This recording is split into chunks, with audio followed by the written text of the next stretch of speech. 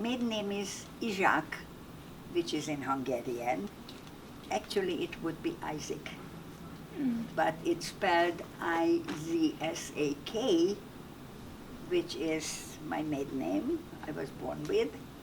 And I always have been married with two dots on the A for some reason, which basically it's, I think, Miriam or Maria, but I always have been married, except in America they took away the two dots from the top. So I had back when I was young a very unusual name at the time. I think my mother must have read a book about some English heroine by the name of Mary or something, and she liked the name. I don't know. Or maybe, which I never asked and I never found out, maybe because being Jewish, that was a very Gentile name, and maybe she felt it is more passable or more comfortable. I really don't know. But it's interesting, because my Hebrew name is Miriam. I was never called as such. And really my name was always Mary. And I didn't have to change it when I came to America either. I was born in Budapest, Hungary, in 1927, May 29. Can you tell us a bit about your family life before the war? Yes. I had a very lovely, large family. My father had 7 brothers. So you can imagine they had 7 wives, couple of children. So it was really basically a nice, large family. The truth is, I was the only child of my parents. But I didn't feel as an only child because I had a large family. And we used to interact with each other a lot, visit each other a lot. So from my mother's side, I also had 2 aunts and 1 uncle. And we were all Hungarians. But from my mother's side, 1 sister moved in the 20s to Brazil. I was close to all of them in a way, maybe because I was the only child. They all embraced me, they all liked me, they all invited me. So I had a very nice childhood, and we lived in a nice house. I had a dog. I went to school. Hungary and Budapest particularly is a 4-season country.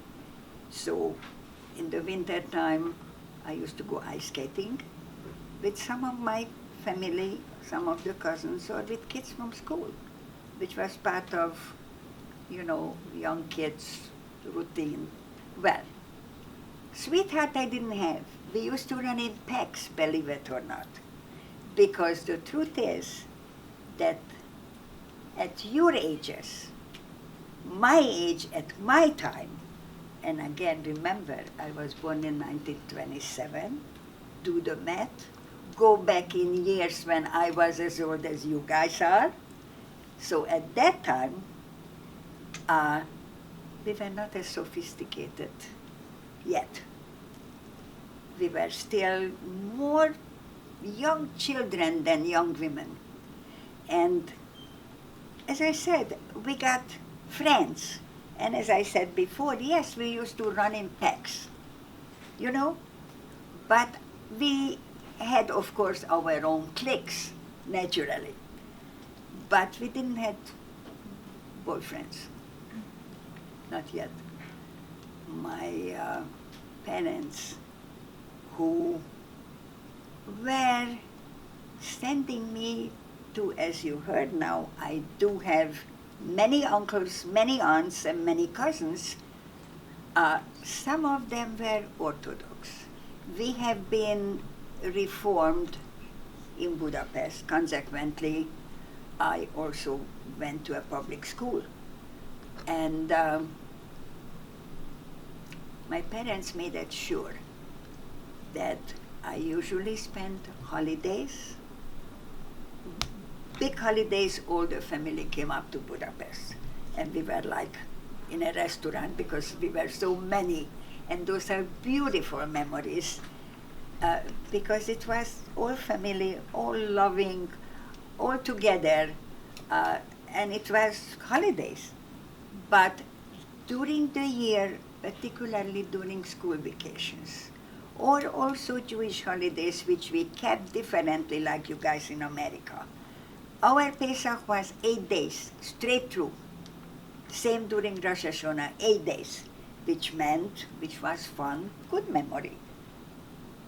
School. The Jewish girls didn't go to school during that time.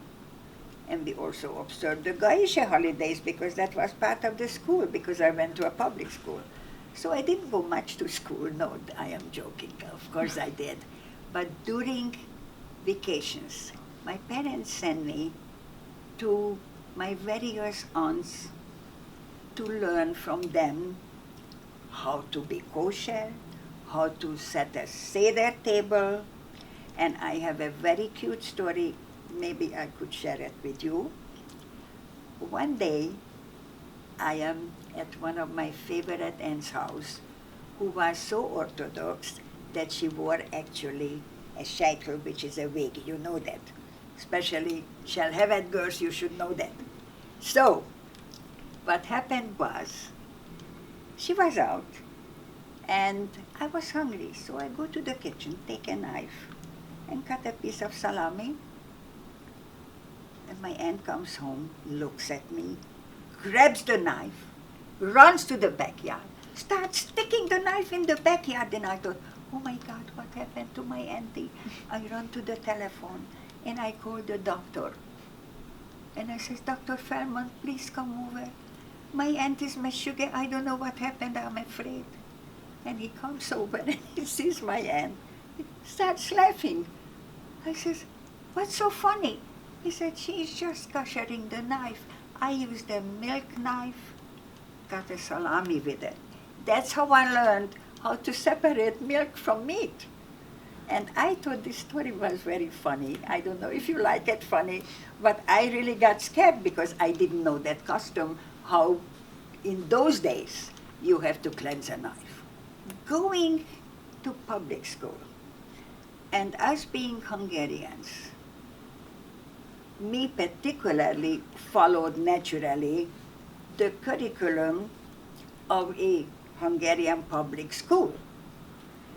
But at the same time, in a classroom where I went, we had approximately, let me put it this way, the country was a Roman Catholic country, predominantly.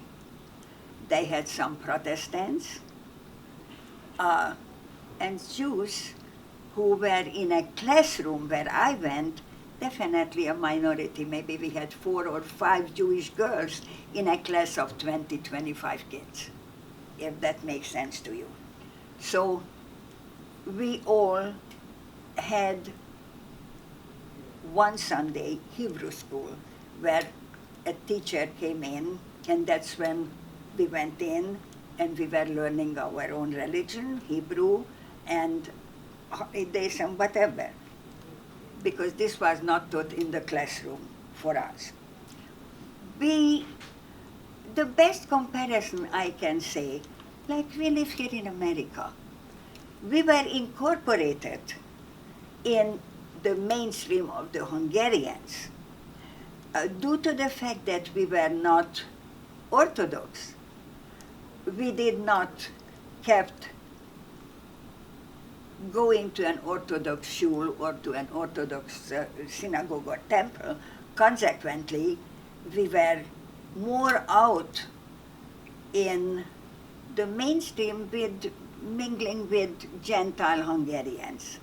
But at the same time, we were Jews. There was a certain separation, but not big difference like we are here in America.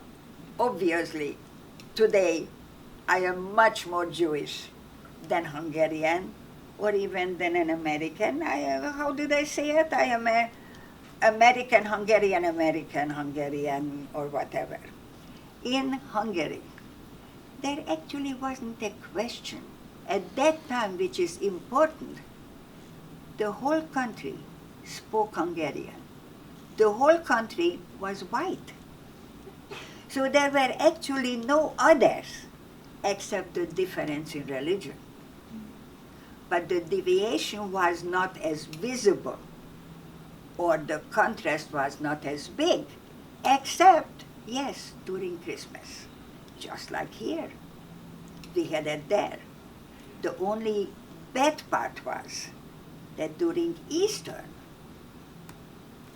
in school, since we were Jewish minority kids, and the rest of the class were Catholics, in those days, the Catholic Church was not reformed as much as today, a little bit better, but in those days, during their Easter, we were pushed around sometimes. Sometimes yelled at, "You killed Jesus." And I used to go home to my mother crying. I says, "I didn't kill Jesus. Why do they say that?" So these were times, if I answer your question right, that absolutely I felt Jewish. But I didn't resented that. I resented them for accusing me of something of which I was innocent, obviously. But this was just during the Easter time. And then during Christmas, just like here, they had all the Christmas decorations, all the Christmas thing going, and we, being Jewish, obviously didn't have anything like that, but I really didn't miss it. I didn't, because at home we were Jews, we were Jewish. We had Hanukkah, and again, regardless that we were not Orthodox, but we were more Jewish. It's hard to explain because it was different than comparing to here. We were not as secular as some of the Jews here who are not Orthodox. You could even call like we were like conservative Jews, because we did keep our religion. The only thing is that, as I said, we were not observing the Shabbat with the strict rules of not driving, not playing, not turning on the light.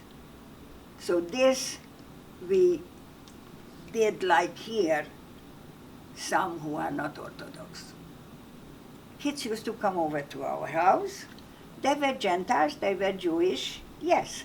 And, my mother made cookies, and we were playing, dancing, listening to music, going out to ice skating, not to the movies.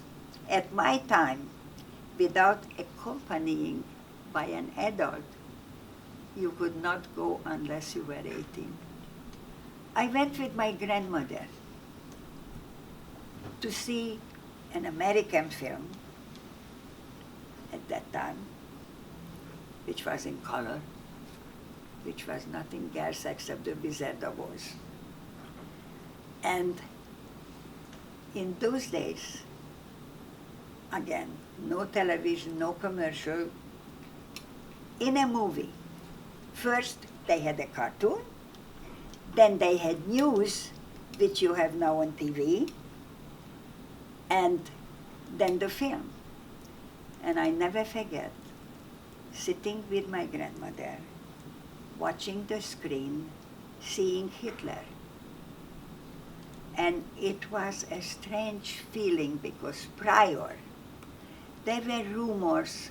My parents were reading newspapers. We were not as incorporated in adult conversation as you guys today or at the Shabbat table. But we were there hearing the adults talking, my family talking, and we knew that this is something, a very uncomfortable feeling to see Hitler on TV. And I never forget, that particular time, what I have seen, which is so embedded in my memory, was evidently he going to Italy, because that picture was when he was shaking hands with Mussolini, which evidently gave the green light, especially in Italy, for the Catholics, seeing Mussolini shakes hands with Hitler. That was a very scary feeling, and I remember my grandmother telling me that this is not good.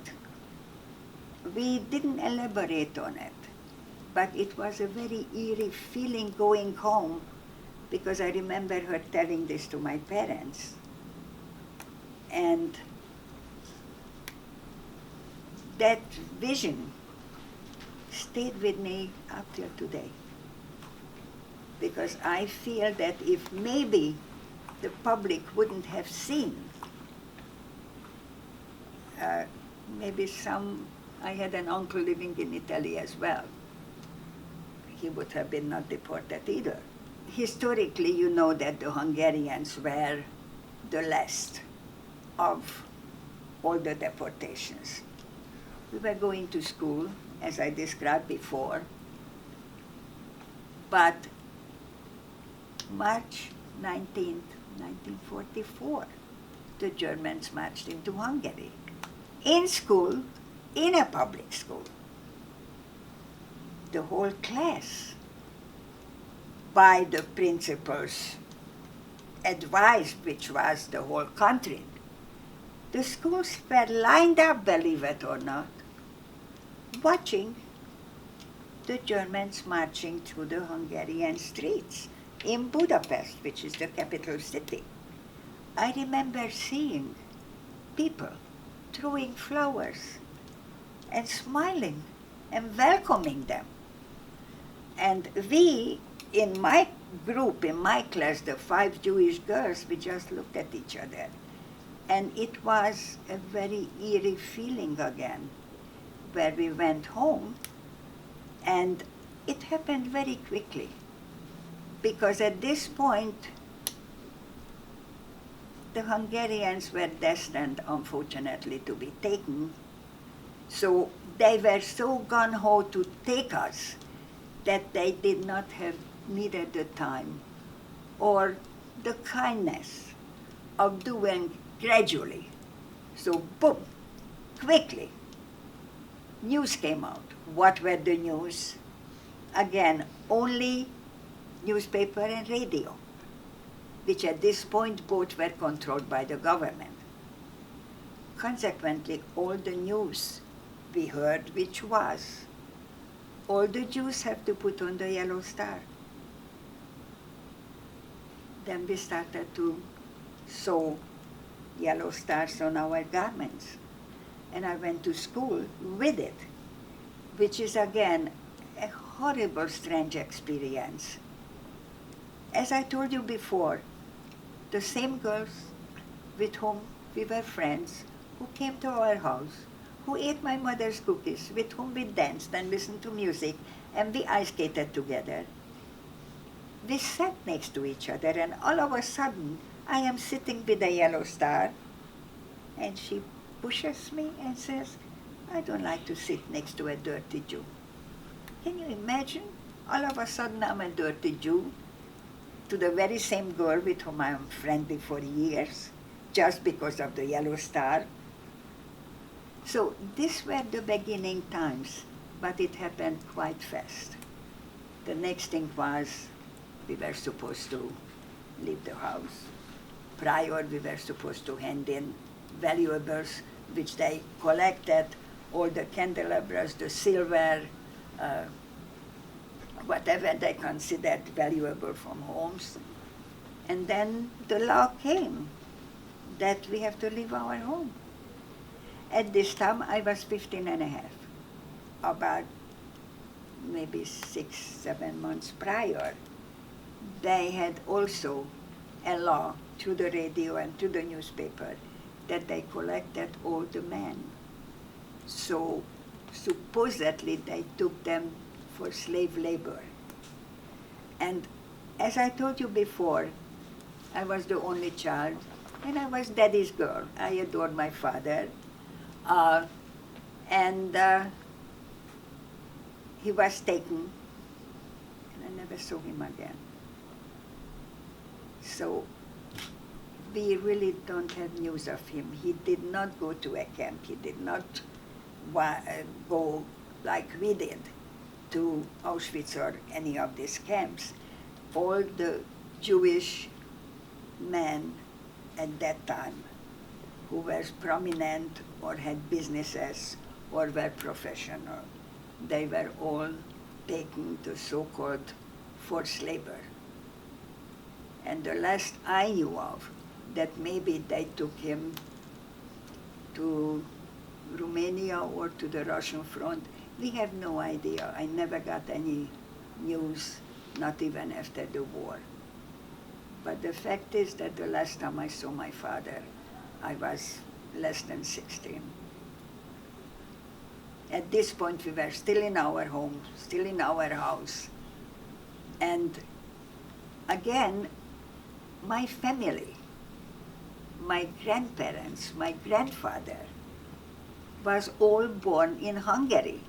So there is like a 3 generation which I can lead back, where from my family, Hungarian born.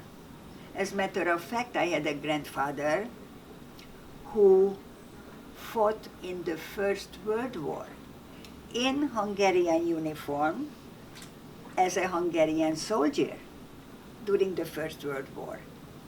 At this point, it was not a safe feeling for sure. It wasn't a safe feeling from the moment on when they took my father, or when we put on the yellow star and I went to school, and I was resented already, so it was absolutely not a feeling of safety by all means. Contrarily, it was a very eerie feeling of what comes next, what's happening. There was, again, very fast and rapidly, the laws. We have to leave our home. We have to pack a suitcase. I don't know if you would like to hear this, Yes. what transpired for us at that time. But when this news came, you are bewildered because you don't get information why you have to pack a suitcase, where are you going to go with that suitcase, how long are you going to go, and why. So at this point, my grandparents didn't live too far, and my mother wanted our grandparents with us. Yes, it was absolutely a law that we have to leave our homes. So we had to leave the house with a suitcase. What do you pack in a suitcase when you don't know where you are going? So the parents evidently smartly packed cookies, chocolate, food. Now I go back to my time, to that era of my age. So what could I take as a teenager? Can I take my record player with the records? No way. We didn't have iPads like you guys, where you have everything in one little unit. You have your music, you have your news, you have your information. No. Could I take my books? They are heavy. So what can you take in one suitcase? I took underwear, I took a change of clothes. And we had a law also to write the country, the city, and the date and our name on the top of the suitcase, which at that time we didn't realize why, which later on we knew. Today we know that this was all for no reason, except to dull our minds, not to know what is in store for us, because the whole thing, as you know, has been so cleverly designed. I don't know if I should tell you how they did all this in 1942 with the Wannsee Conference, which I think it's a very important date next to the important date of the Hungarian deportation. Can you imagine that they were so gung-ho to take still the remaining Jews of Europe, which were the Hungarians, when the Americans landed in Normandy? And sadly enough, yes, they took us. Well, at this point, the family, as you knew, was my mother and I. My father was taken prior, and my grandparents joining us, but they did not live in our house. But at this point, we were together with this family. The rest of the family, let me backtrack because maybe I did not cover it as well. Remember at the beginning I told you that I had 8 uncles, aunts, cousins. They were also scattered in various Hungarian cities, just like here in America, Chicago, San Diego, San Francisco, but on high holidays they also congregated and we used to be together. Now at this point, in their cities, they were also taking the Jews. They may have been taking sooner. I was in Budapest. 2 of my uncles and my father and us lived in Budapest. We didn't live in the same street, but we did live in the same city. But at this point, we were not connected. And remember, again, communication is not internet. Communication is not as quickly, easily. So we could not call each other. Also, we were afraid because we didn't want to disclose anything. Some people may have at that time went into hiding. Some people maybe were trying, even to go and leave to Palestine. I don't know. Later on, there are a lot of stories what happened and how people moved around.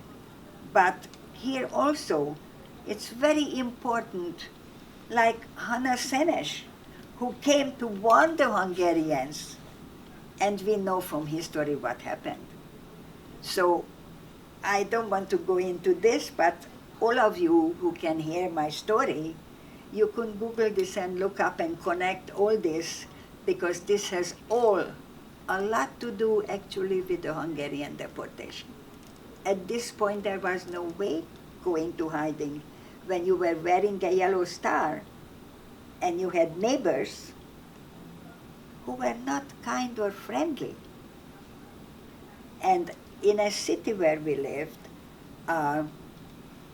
it was not like in other countries or in a country where you are living in a small village where maybe the neighbors, we knew who was the neighbor.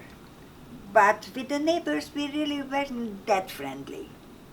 We knew each other. But to my memory, to answer your question, we should have gone into hiding maybe 6 months prior to the Yellow Star. We had some guests coming.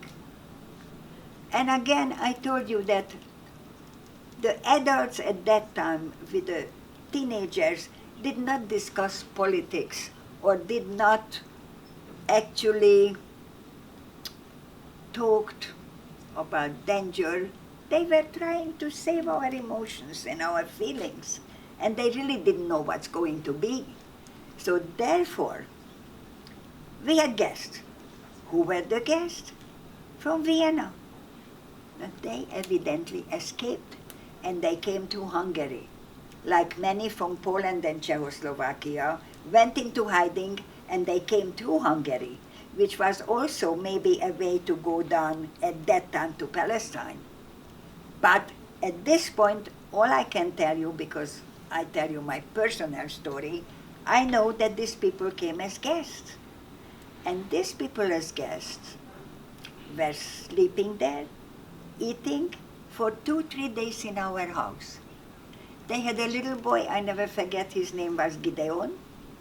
And we used to play, we used to share something.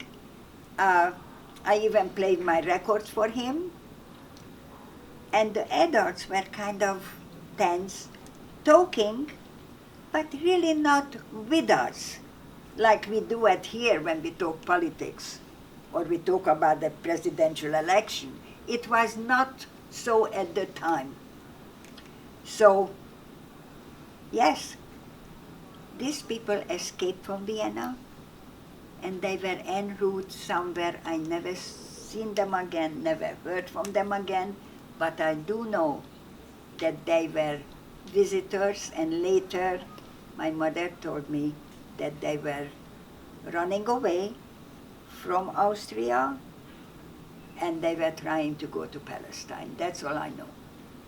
Whether they were caught in Hungary, I have no idea. This point was very difficult to go into hiding or to escape or to go away. And this is part of the Hungarian tragedy, really.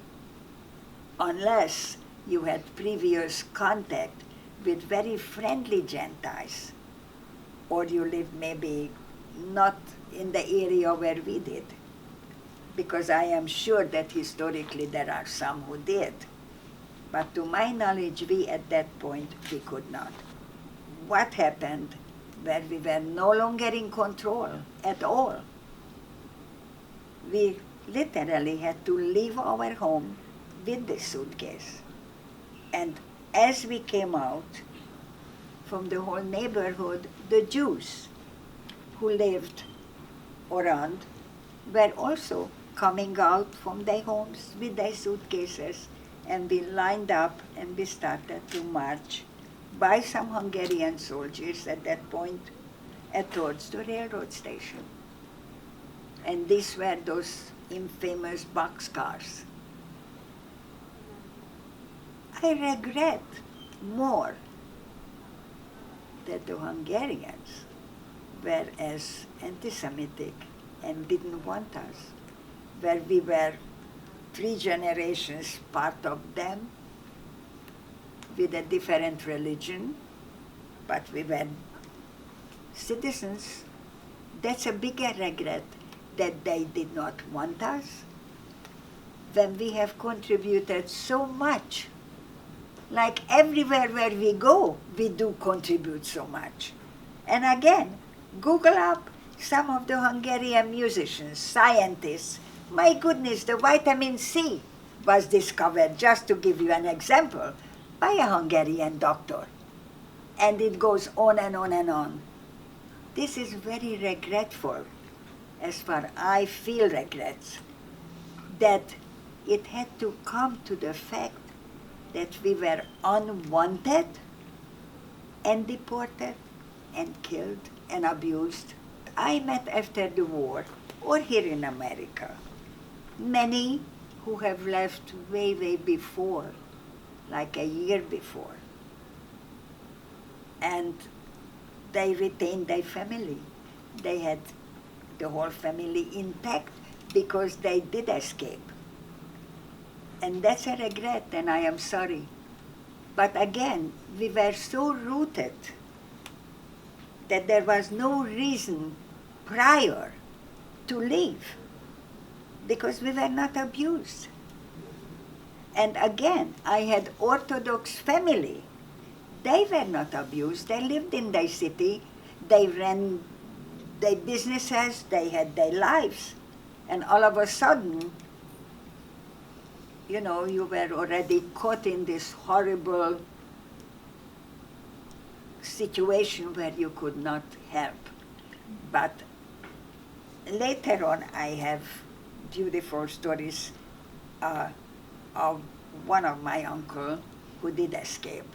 Well, at this point, it was together with my grandmother, my grandfather, my mother, and I, but my girlfriend, her mother, and some people from the neighborhood whom we knew. They were Jews like us, and we were again, going to the train station. At the train station, it was horrible because before we were even put into these boxcars, they have asked us to put in a box, and there was a Hungarian soldier standing with a box, asking us to throw into the box any jewelry we may have on ourselves. So in front of was, for instance, my girlfriend, her mom, her sister, and she couldn't take out her earrings. And this Hungarian soldier reached over and yanked out her earrings from her earlobe, which started to drip blood. And I stood behind her, and that was the first brutality and the first blood I witnessed and seen. Of course, very quickly I tried to take out my earrings. And when we came in line, we took out our necklaces and our rings and just dropped it in that box, which I believe it was not even a legal law, because they could do anything against Jews. There was no law to protect us or to punish them for abusing us.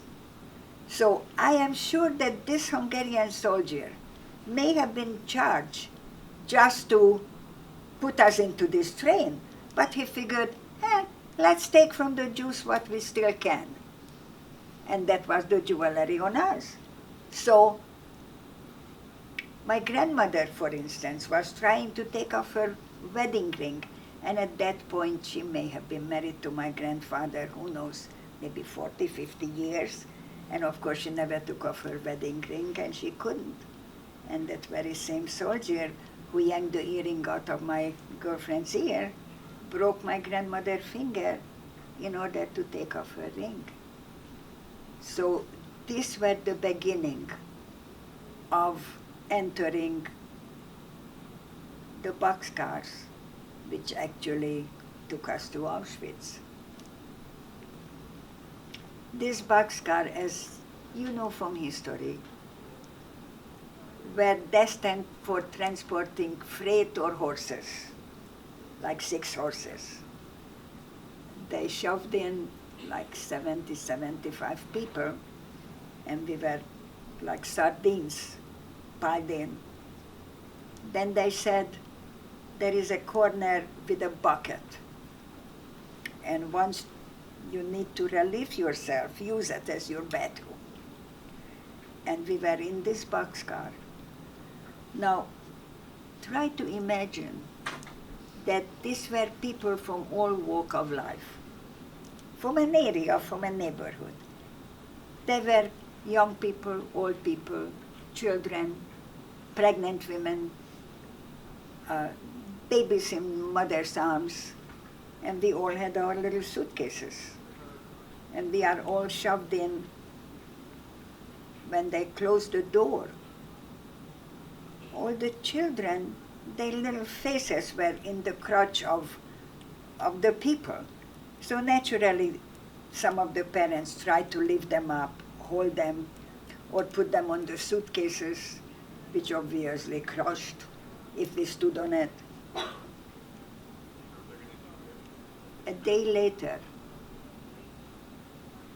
nobody obviously intended to go to that bucket and relieve themselves, let alone that there was no way that from that corner they could walk through all these people to that corner.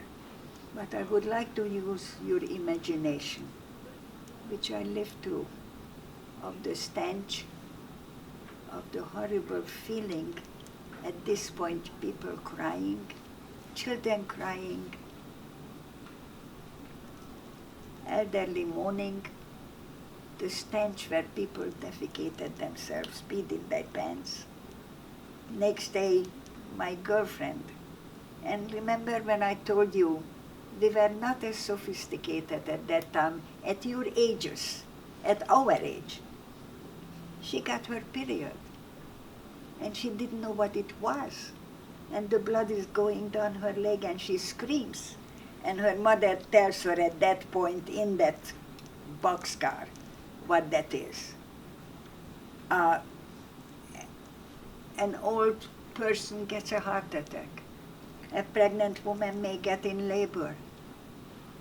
A person dies. By the time we arrived, and we did not know where we are arriving, we had no clue of our itinerary. Where are we going? At this point, the train stops. I really don't know exactly how long it took, but I think it took 2.5 days from Budapest to get to Poland, where Auschwitz was. And at this point, the train stops,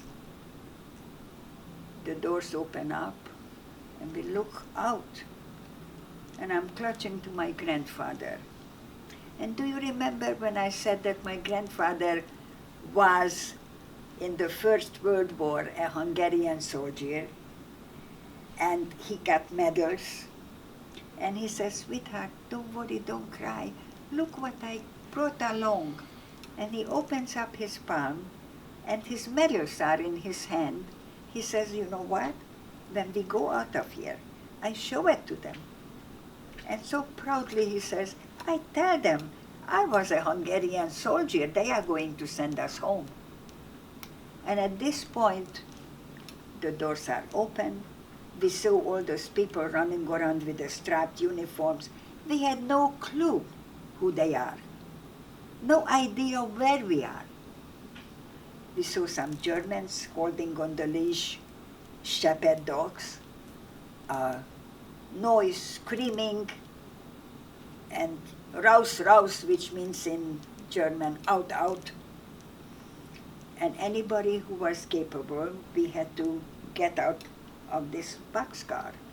And it's so quickly, it was organized. Men to the left, women to the right, and we also formed right away a column 5, 5, move forwards. I could not even kiss or say goodbye to my grandfather. He got just involved with all the males and all the men's going. We were all the women. Looked back, and I saw some of these striped uniform people. At this point, we don't know who they were. To go into the train, to take the people who could not come out, or who died, or who was sick, picking them up by the hand and by the leg, and flung them out of this boxcar. All I can ask you, visualize this scene. And they flung out these people, and in the meantime, while this happens, move, move, move. And all of a sudden, I find myself in front of Professor Mengele, whom you surely knows who he was. He was called the Angel of Death. He was the doctor in Auschwitz. He was that weird, crazy doctor who used us as guinea pigs instead of animals for which we here in America stand up, don't do experiments on monkeys or on dogs. But it was okay in those days to do on people, on us. His craziness was twins. So he saved the twins. He used the twins, one for experiment, the other one for the control. What I felt, because we kept constantly in motion, and I am in front of him, he was a very handsome, in German uniform with shiny boots, a German soldier who whistled the Blue Danube, which happened to be a song on which I used to ice skate at the time when I told you that I used to ice skate as a happy little girl. How weird that he whistles this very song and makes like this, and like this, and like this, and like this. And that meant life or death.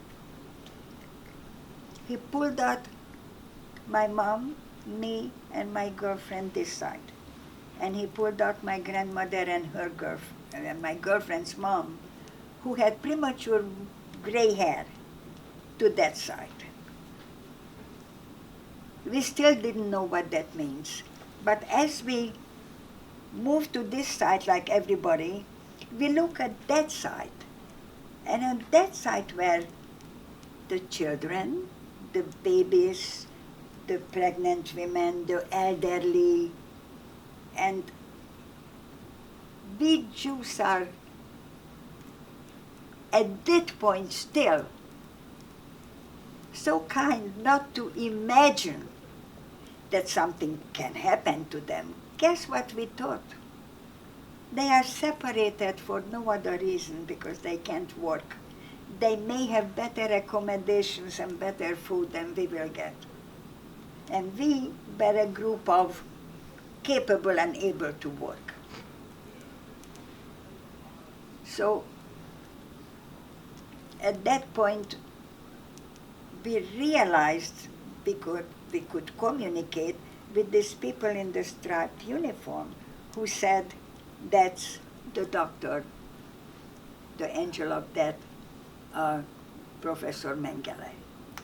And then we were so-called processed. We went into a huge room. We had shower heads and it's time. German women were surrounding the wall.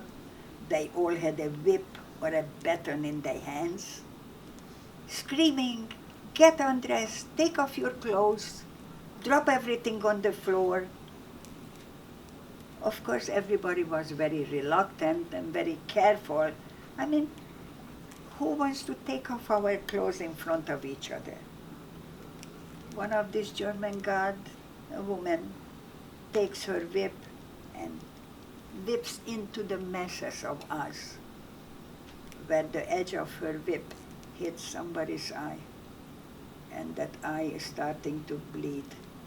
At that moment, everybody got scared. Quickly, we take our clothes off, we drop it, screaming, yelling, keep your shoes on, keep moving. And we move on. There is again evidently a previous inmate just like us, but we didn't realize that. And she shaved all our hair.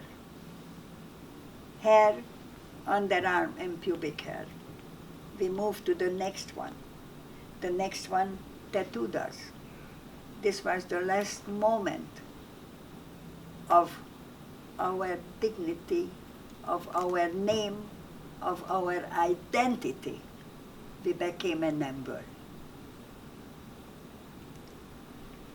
My mother stood a step in front of me, but I couldn't find her because there was a sea of bald-headed, naked women, and it was so scary at that moment. And then we called each other, and then we clung to each other again. At this point, they no longer gave us striped uniform. They didn't care. They didn't spend any more uniforms on us. But what they gave us, a pile of clothes where we could pick, which we didn't realize that these were the clothes of the previous transport who were dead. And then we put on a garment which was one item, which was nightgown, clothes, underwear, and everything. And we were shivering, we were cold, we were bold, and we were moved out. And then we were frightened about where are our relatives, where are the people. So we asked at this point all the people in the striped uniform, realizing they are inmates just like us. They were the Polish transport. They were once long, long before us. And sadly enough, they knew what's happening. We asked them, where are our sisters? Where are our brothers? Where is our father? Where is our mother? Everybody was anxious what happened with whom we came with. And I said, you see that smoke up there? That's where they are. That's how we found out what happened to the people who were on that side where we thought that they will get a better treatment. I wasn't fortunate like some of my peers or some of the other survivors who came with a sister or with a cousin and we were together. Because as I told you, they were picked up from various cities and taken maybe at different dates. I personally, and all what I am telling you at this point, all my personal story, because everything else which relate to this, you all can look up and Google it, because there is historically all this done. But I usually feel we all have a collective story, but we each have an individual story, and this is what I am telling you. So I, at that point, unfortunately, personally, didn't have anybody except my mom. I did not meet or see any aunt. I did not meet or see any cousins, which of course we tried and we asked. But again, a camp routine was such that you could really not communicate unless you knew somebody who was in another block or knew somebody who was looking for you. Maybe you met in the camp somebody, but I personally have not. The only person who was not relative, but it's again a very interesting story. They had a sick block called the Revere. When if somebody was sick, they put them in there.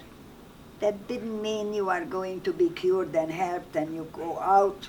Most of them were put in there because they couldn't work, and out of that, they were taken to be killed.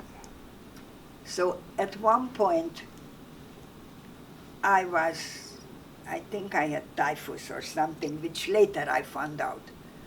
But I was taken into this sick house. And my mother, chancing that she be either shot or beaten or something, she came and tried to communicate with a woman doctor who was an inmate just like us. But in the camp, they had taken some doctors who were helping this horrible, miserable Dr. Mengele as well. So this was a Hungarian doctor who was a friend of my mom from Budapest, who was also, I think, our doctor. And my mom yelled through the window and she said, Mary is in there. Please, please save her. And thanks to this woman that I am alive, because she actually sent me out at the time when everybody else was taken to the gas. So, you know, I don't know how to put this. I did not survive, not by my smarts, not by my wits. None of us did. It was just chance, timing, luck, and in my case, the war was over. It was a constant search. And I would like you to bear in mind at the beginning what I said, how large family I had. Nobody at this point. I searched, I looked again, remember that there is no way, like today, to internet, to search or to find. So all what we can do, wrote little pieces of papers, and we used to hang it in public toilets, in markets, in movie theaters, in railroad stations. You know, it was always, did you know this person, did you know this person? And we couldn't find anybody. I had no relatives at all. When I was at this reunion in Philadelphia, once I have lived in America more than 20 years, or more than 30 at that point, everybody had little name tags written who they are, where they come from. And I was alone. I went with local friends from Los Angeles, survivors, whom you know and everybody knows here. We are friends for the last 60 years. We have even forming this very museum 60 years ago. So we were all there. And I was looking for relatives. One old man comes to me and he says, and I put my maiden name and my married name. And he says, was your father having, and he describes the business, what my parents had and what my uncles, because it was a family business. I says, yes. He says, oh, you know, I play cards every week. And this was an old man. He says, here is his phone number, maybe he's a relative. And I called. And I have been so naive at that time, being the first time back east, that I did not realize that I could have from Philadelphia taken a train and go to New York. I thought, who knows how far he is. I pick up the phone and he says, who is it? And I was so anxious, so worried, so nervous. I says, America, that's in Hungarian, Mary. I says, somebody said that you are, and I mentioned his name, Eugene Ishak. He says, who are you? I says, Mary. He says, Mary, my little blonde niece? I says, yes, who are you? Lo and behold, it's my uncle, one of the 7 brothers of my father. I says, oh my goodness, I want to see you. He says, come and see me. I am in Queens. I had no clue what is Queens, where is Queens. I says, well, I can't do that. I am in Philadelphia. I have to go home and then I see you. So it's a long story. I went home like an idiot instead of going over to New York. And the following Pesach, I went, and that's when I united myself with this uncle, with his wife, who was not my aunt. It was a remarriage. And my cousin, who survived with my uncle. They were both deported. And at this point, we had, enjoyed the family. My cousin had 2 children. At this point, I had. So we united. But this was way, way after my story, which we stopped. There were constant, ongoing selections. What meant selection? During roll call, they used to pull out people who were weak, who couldn't stand straight. They disappeared, we never saw them again. So it was a constant fear, not only about being killed, but being beaten. They were constantly abusing, beating, pushing, screaming, kicking, if we didn't do what we were supposed to do according to their rules. So it was a constant, it's even more than just anxiety. It was beyond anxiety. But it was on a level where we were basically really numb mentally what was going on, but we were aware of it.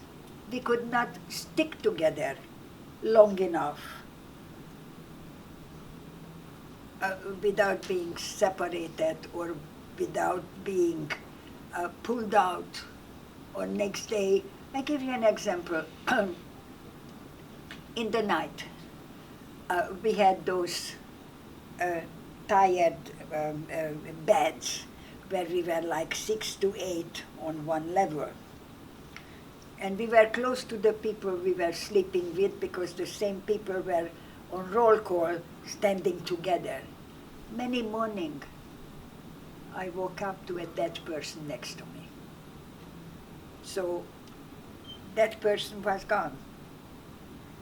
So it was very difficult. I was watching some who were relatives together because some families had large families or came together several sisters or cousins from the same transport, and they might be together. So I have seen them, but some of them again were separated. Feelings were predominantly in Auschwitz hunger. We had one feeling: hunger, food. Emotionally, we were practically numb. We knew what's happening around us, and we were so helpless. It was a perpetual fear, but not of the tomorrows, but of the immediate. What happening the next minute? Are they taking me out of the group and killing me, or are they beating me up?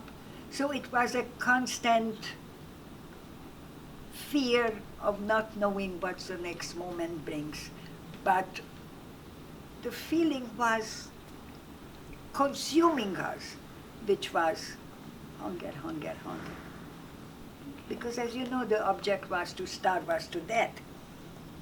So my only motivation, mostly, which I recall, was food. Normal feelings of loneliness or this type of feelings at that moment is missing, because again we were so totally consumed with immediate happenings to our life, if you can call it a life. But I was with my mom. Loneliness you don't feel when you are masses together. You are huddled together, you stand in line together, you go to the latrine together.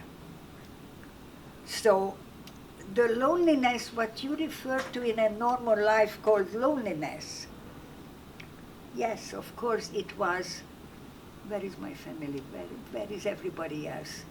Why am I here and where are they? That was a perpetual thought. But as I said before, our thinking was taken over for the surrounding of the camp life. Not resist. There is no way that anybody did. But we heard of a major resistance, which went on in history big, and I was there during that time.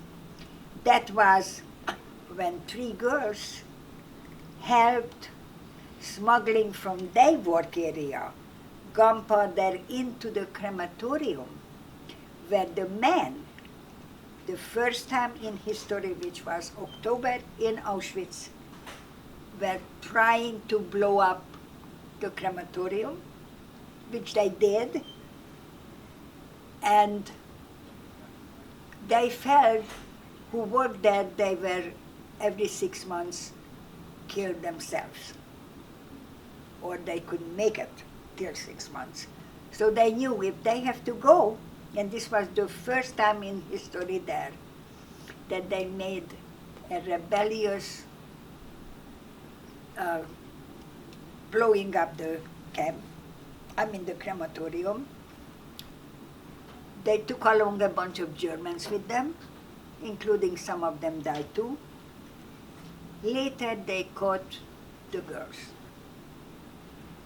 So in a roundabout way, to answer your question, that was the only time I experienced and can recall, they punished the girls by hanging them. And we had to come out the whole camp, and we had to stay there for day and night watching them being hung and afterwards hanging on the ropes. And if we didn't look, behind us and around us were guards, predominantly German women, who used to beat us, push us, and make us watch. I believe that hope is the one what kept me going and kept me alive.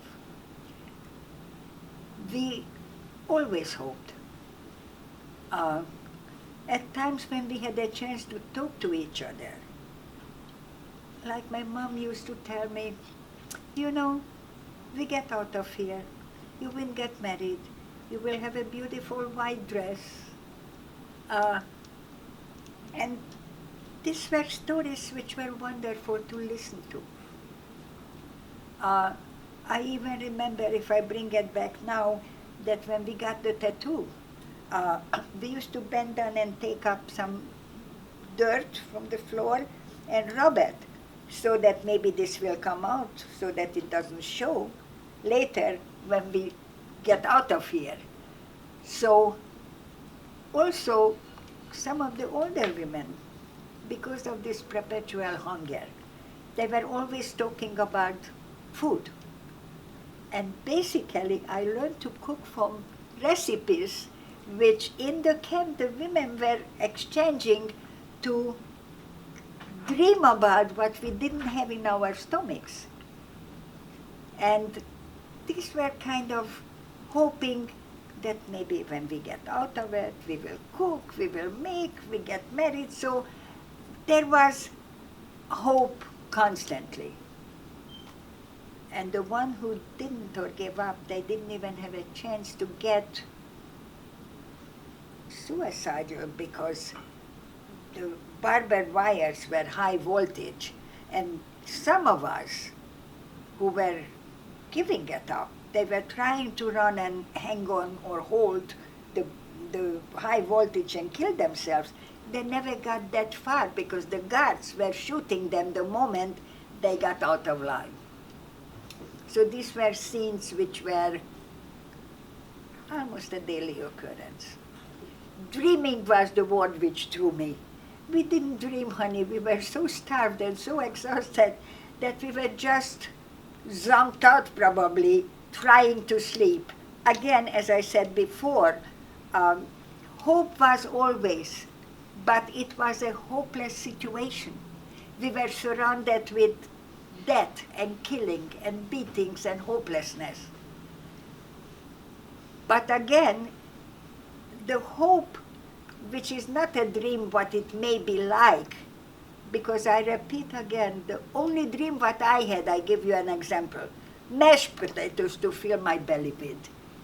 So we were so consumed with, again, with the camp life of the daily survival that we did not dream further out of the camp because we were so busy trying to dream and wish what we didn't have, like more food.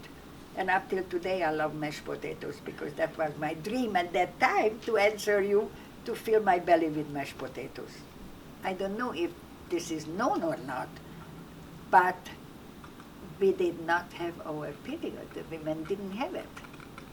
So I don't know if they put some medication in the food, or I think logically an anorexic doesn't have it either.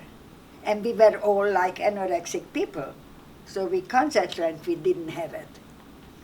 But if we would have, we still couldn't have the hygiene, because the only hygiene what we had there, when we were again en masse going to a big barrack where they had faucets and we could wash our hands or face maybe, but there were no towels, no soap. There basically was not normal hygiene like you imagine. It wasn't. But again, we were not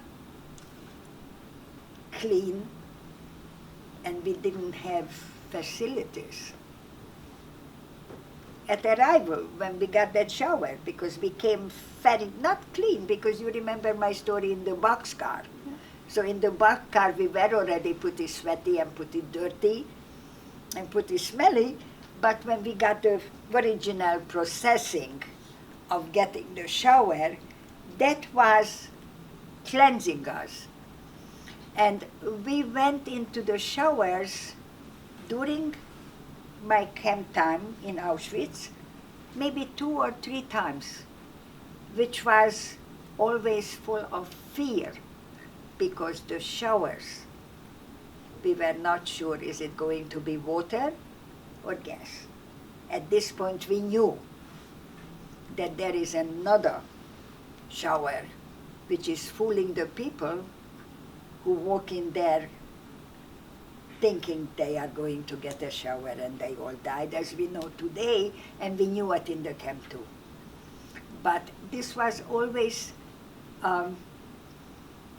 probably for cleansing us, so that we are not spreading disease or lice, which later in another camp I had.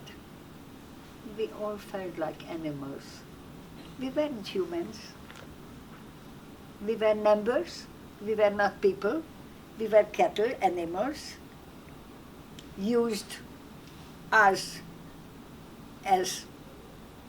working people. We were not people. Feminine? No way. Now, they were some who were in different positions, who were working in the kitchen, so they had a different situation. There were some who were, they called them Blockälteste. These were of one of the barracks, like a form lady, a foreman in a group. So they had better, because they were the ones who distributed the food. So they took a little bit more for themselves. Yes, so we were envying them. But again, there was this camp structure where we, and I myself, and I again only can tell you my story, I was the sheep among the rest. But it was very rarely. Today, in past history, we do know that some had maybe through certain work, interaction maybe from the man camp, or some could pass on words to look for relatives in another camp. So these things were there, but that was not the daily routine. I mean, we were there from various countries, which meant we had various languages. But the connected language basically among us Jews were Yiddish, which I didn't speak at the time. And I remember distinctly that the Polish transport, who unfortunately have been not living as freely as some of the Western countries like France or Holland or Germany or Hungary, they were more suppressed. They were more living in villages or in shtetls. So to them was Yiddish a normal first language, or the second was maybe the country's language. I was speaking Hungarian and German fluently, but not Yiddish. So I remember that some of the Polish girls said, "What kind Jew are you when you can't even speak Yiddish?" And I felt, I am here just like you, and we are suffering together. I better learn my language. And yes, I did learn in camp from the Polish girl Yiddish. I love the language. I speak a mean Yiddish with a strong Hungarian accent, but I do. So differences I only had later in another camp. In Auschwitz per se, I only had Jews, but I have seen gypsies who didn't live long enough. I seen them coming and disappearing. Later in another camp when I was taken out of Auschwitz, in Ravensbrück, I have seen Jehovah's Witnesses. I have seen German women who were most likely there for political reasons, or I don't know why, but that was the only time when I have seen other cultures or other religions. In Auschwitz, no. You know, in a situation like Auschwitz was, we only could reach out to one Savior, which was God. So we all tried to pray, to hope, to ask. But it's very difficult because in that situation, you didn't feel that you received help. You have seen, as I told you, wake up in the morning next to a dead person, seeing somebody with whom you were working a whole day, and next day that person is being beaten to death. I only said once to a Nazi soldier, which saved my mother's life at that time, but that came much, much later. I can insert that now, but that was when we left Auschwitz and we partook in that infamous death march when Auschwitz was by force, anybody who could walk sent on this death march, which they called the death march, which was January 12th, when the Russians were pushing the Germans, and evidently Germans didn't want the Russians to liberate Auschwitz and us, so they forced us even to go out of Auschwitz further to other camps. During this death march, German guards were on the side while we were marching. Who couldn't walk, they shot them right then and there. It was snow, winter, we didn't have coats or anything, or boots. Some of us just sat down and probably was left there freezing to death, or the Germans shot them. So you can imagine how it looked, the red blood in the white snow. And we were not strong, we were very depleted. Of course, we were starved. And my mother couldn't walk anymore. And the German comes and holds the gun over her. I don't know what possessed me, but as I told you, I spoke the language. And I don't know why, but I looked at him and I said, "Save your bullet, she will die anyhow." And he looked at me and walked away. And if I wouldn't have said that, maybe he would have shot my mother. This way, maybe he was a good German saving his bullet. I don't know. But this was the only encounter what I had during this environment at this time with a German. After this march, we were put into, again, trains, boxcars, and we were transported to Ravensbrück, which was already in German ground, which was a famous women camp from before, and that's where I encountered again other inmates who were not necessarily like us. That was also the time where we were so dirty, so even the little hygiene, what we may have had before, no longer. We had lice, we had sickness. My mother caught TB, she kept spitting blood, coughing. At this point, a lot of people died next to us more frequently for no reason the same like in Auschwitz, just by being too weak. And from here, we were again transported to another camp, where I was taken to Marshall, which was another camp. Marshall was the last camp where I was. At this camp, I was with my mother.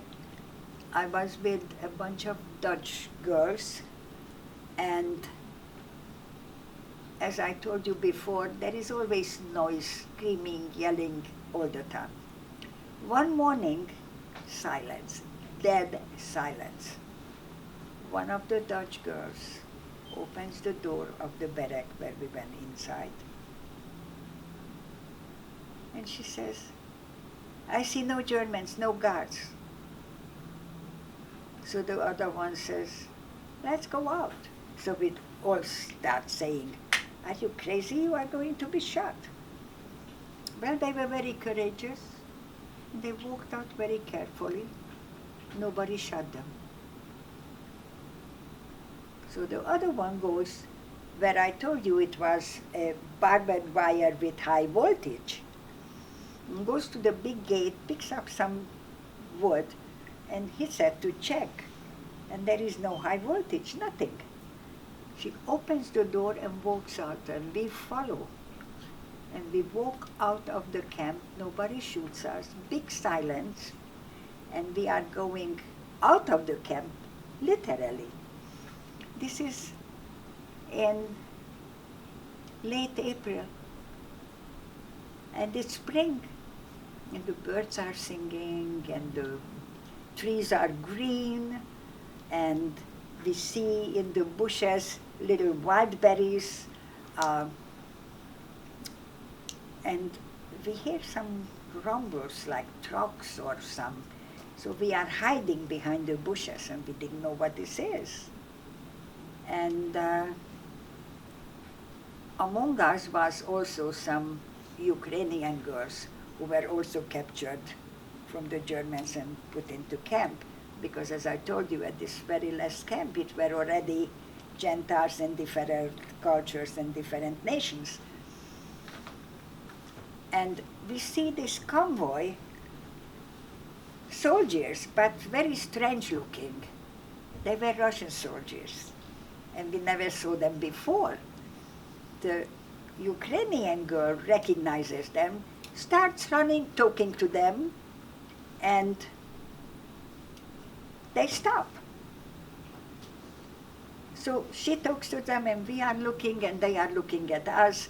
We can't communicate with them.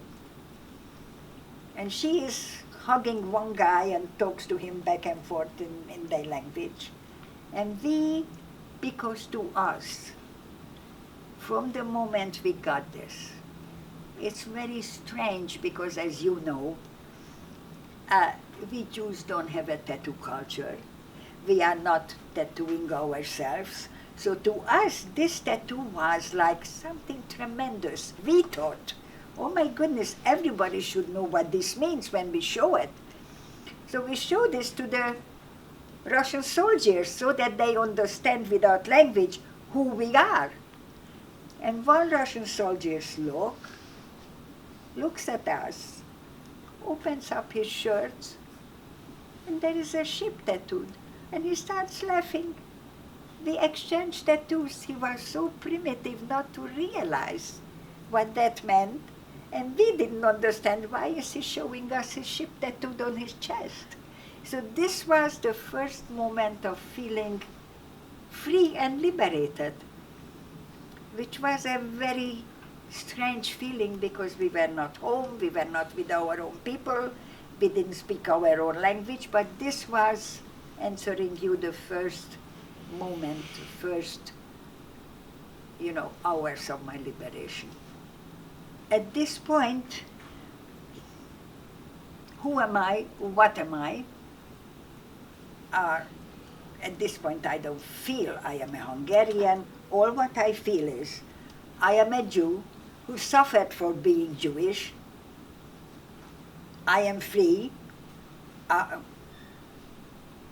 am moving on, and at that time we kept moving. It's a long story. The details are at this point not too important, but we landed eventually in Berlin, which at this point, Berlin was already the capital where all the four powers were already occupying the city. The American Jews already sent care packages and clothes and help. We had already the Red Cross. So we got help at this point, but all who we were, and they were Polish and German, and we were survivors mingling out of wherever we came from, whichever came from. Because we all gravitated somewhere, and the basic intention was naturally to return home. But culturally, I don't think anything changed more that I was very strongly aware of the fact I am Jewish. And whatever culture I belong to, it's no more. At this point, it was not a cognizant right. It was a kind of bewilderment. I wasn't home. I didn't have the surroundings which I lost. I clung to my mom who survived with me. There were other survivors milling around us. We were in Germany. They were German citizens at that time, very low-key, very much not within our daily routine.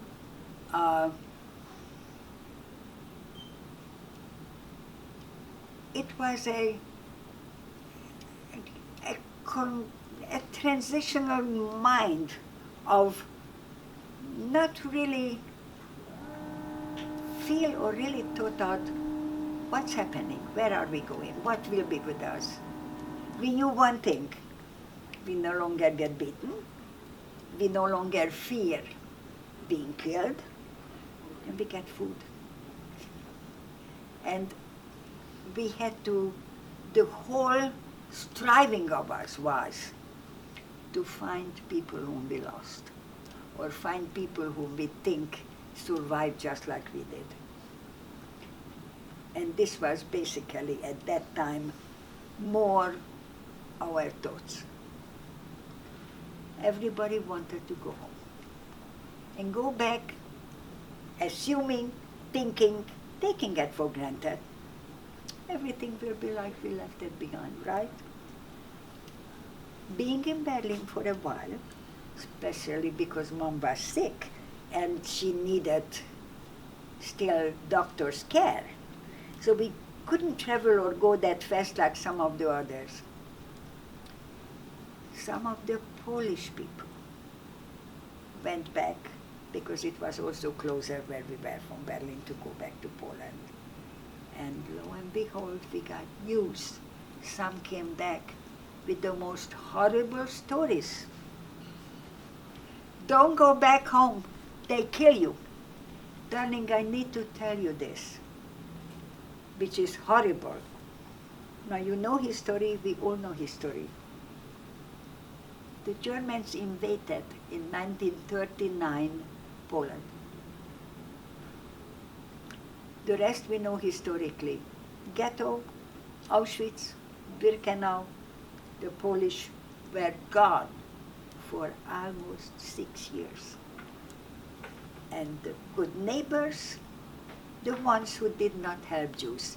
And Poland does have a history. Churches, Gentiles were saving a lot of Jewish children and whatnot. But I speak of the whole, what we heard and what we knew. They went home to look for their home, their business. And guess what? They got killed. Why?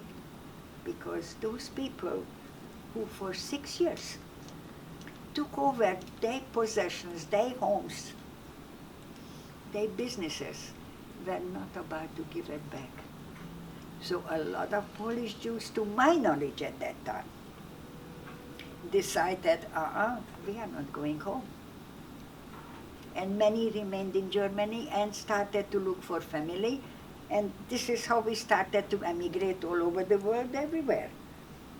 And very few, and we know today historically there are not many Jews who are back in Poland. Some, yes, maybe to big cities.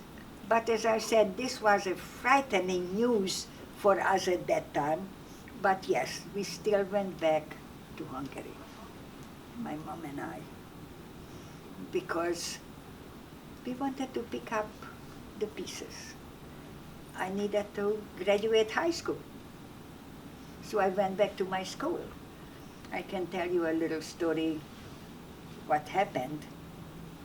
Needless to say, when we all left, the good neighbors, they all went into the Jewish homes looting it. It was free for all, take it. It belongs to the Jews who are going to be dead, they never come back. Well, some of us did. We didn't go back to our home because at that time the whole country was Russian occupied, which, as you know from history, after the war, the West and the East was divided, and Hungary belonged to the East, so the Russians at that time occupied Hungary. And all the neighborhood and the homes where we lived before, it was assigned probably for the military so that they lived there. So my mom and I, we went somewhere else, we lived in another apartment, and I went back to school.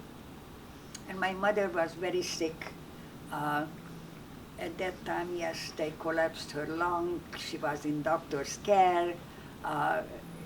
She seriously got in Ravensbrück a TB, which accelerated until we were back home. So I am back in my high school.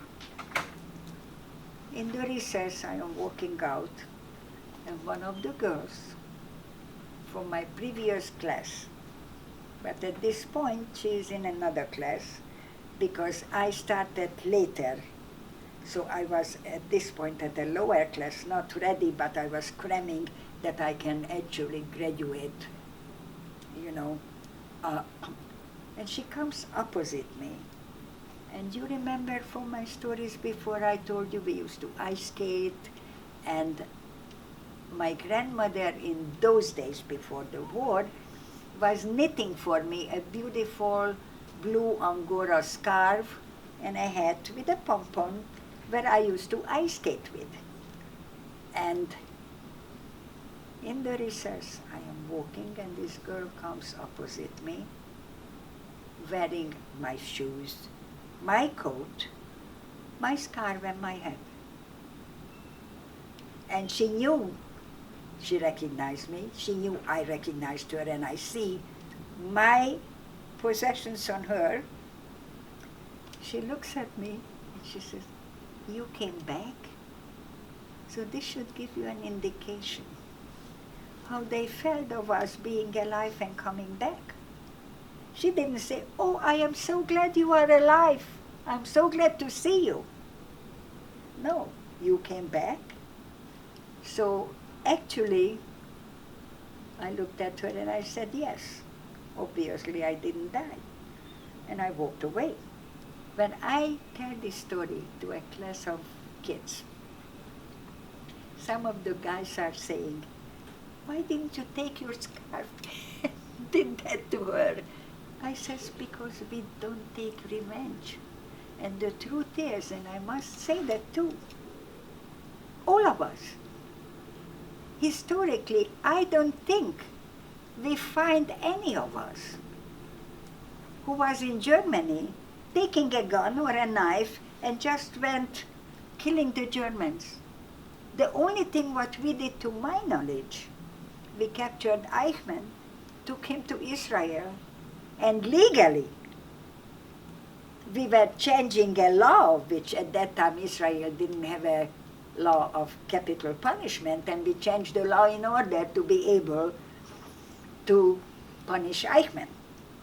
But I don't think we have been revengeful where we should have been, and nobody should have blamed us. But the truth is that I just walked away And probably most the people took our possession because there is nothing left what I have from my previous life. There was nothing of paintings, pictures, clothes. Also, I finished school.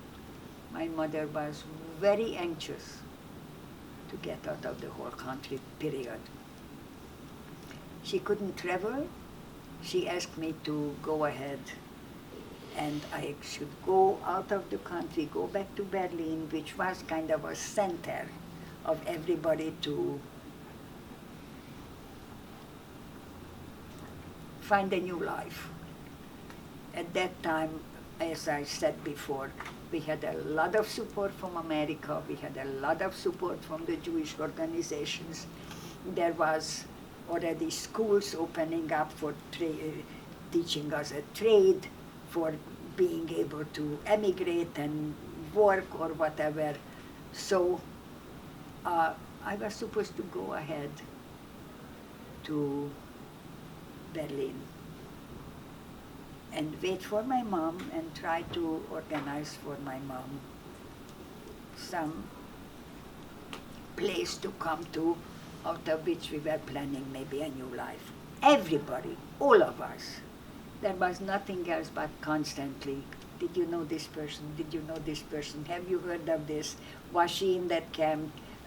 It was a constant searching for relatives. Who survived? Who was dead? Do you know somebody? It was constant looking. When I went back, the first thing was, did my father come back? Did anybody knew what happened? Anybody was in that labor force where they took them? Personally, we didn't find anybody. Later, some other Hungarians who were not Jews, but they were guards for the Jews in that labor camps, were saying that they took all these Jews to the Russian front at the time, before the Russians pushed the Germans back. And these were the Jews who were there. The last story which they told us, I don't know whether it's true or not, but this Hungarian guard who actually knew my family told my mom that they took some of the Jews from this labor force and locked them into a shack. And they ignited the shack and they stood around with guns, and if anybody from this burning shack tried to escape, they just shot them. So supposedly this was where my father perished. But that's the last story I knew, and there is absolutely no record to my knowledge of this. I did live in Germany 5 years because, sadly enough, the plan which originally I had, that my mother will follow, reunite, and we will build a new life somewhere. We may go somewhere. Remember at the original beginning when you asked me questions, I was telling you that I had an uncle of my mother's side living in Brazil. Well, you know, somehow we felt that maybe we will go to Brazil. There are some relatives or something. And my mother was caught behind the Iron Curtain, which they called in those days. That was the Russian-occupied Hungary, like Poland and all this country. There was no travel anymore. I couldn't get in, they couldn't come out. So I got stuck in Berlin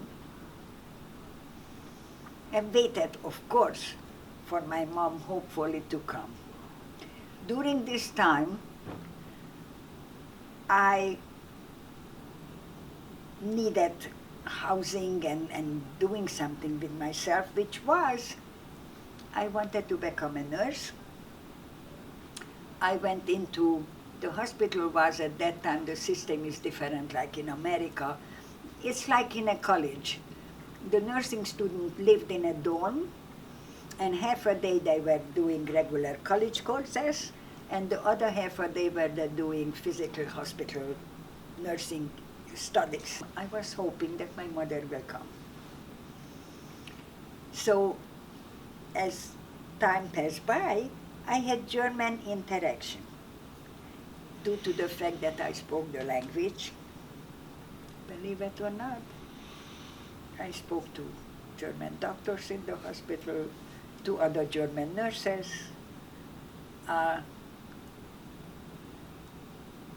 It was a strange feeling. I did not made friendship. I didn't become close to them. I didn't had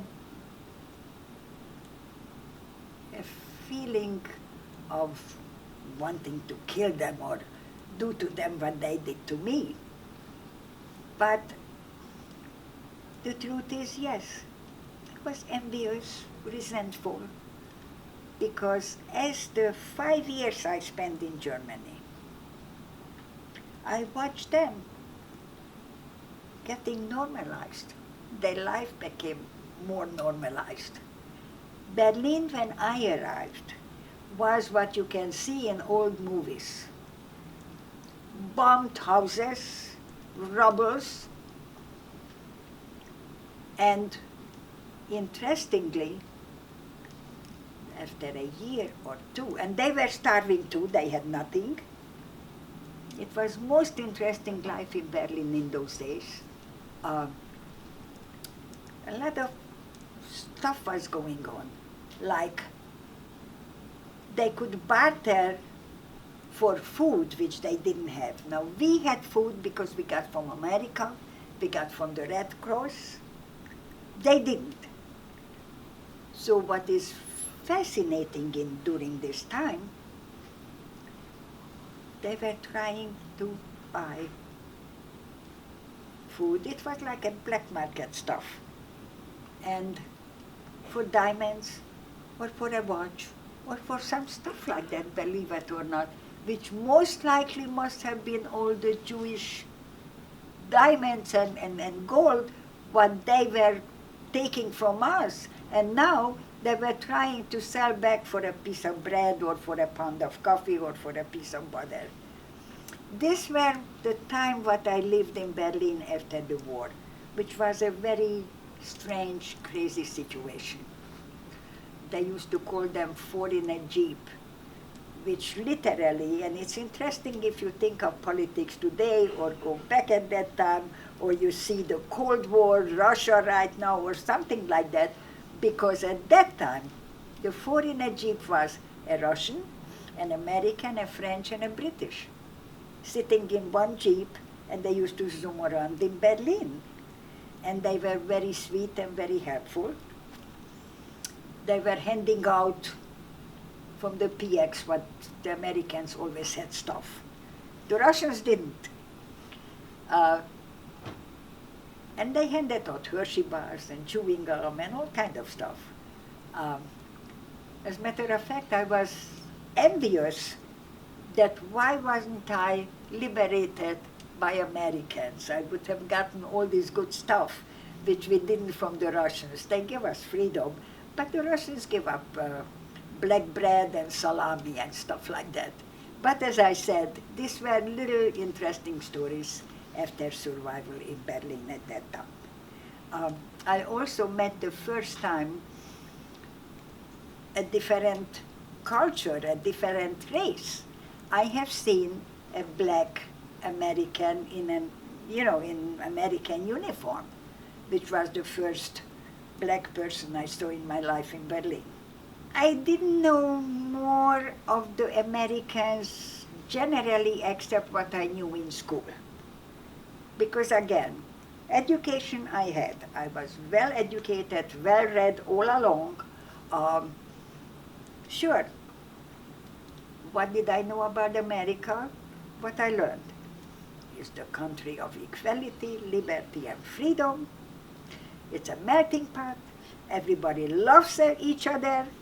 It's a great country of opportunities for everybody without any discrimination. Oh my God, it's like paradise, like, you know.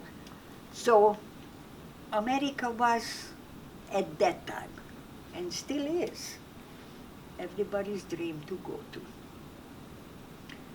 I am sitting in Berlin at that point. I am not sure if I want to go to America. All what I want is my mother.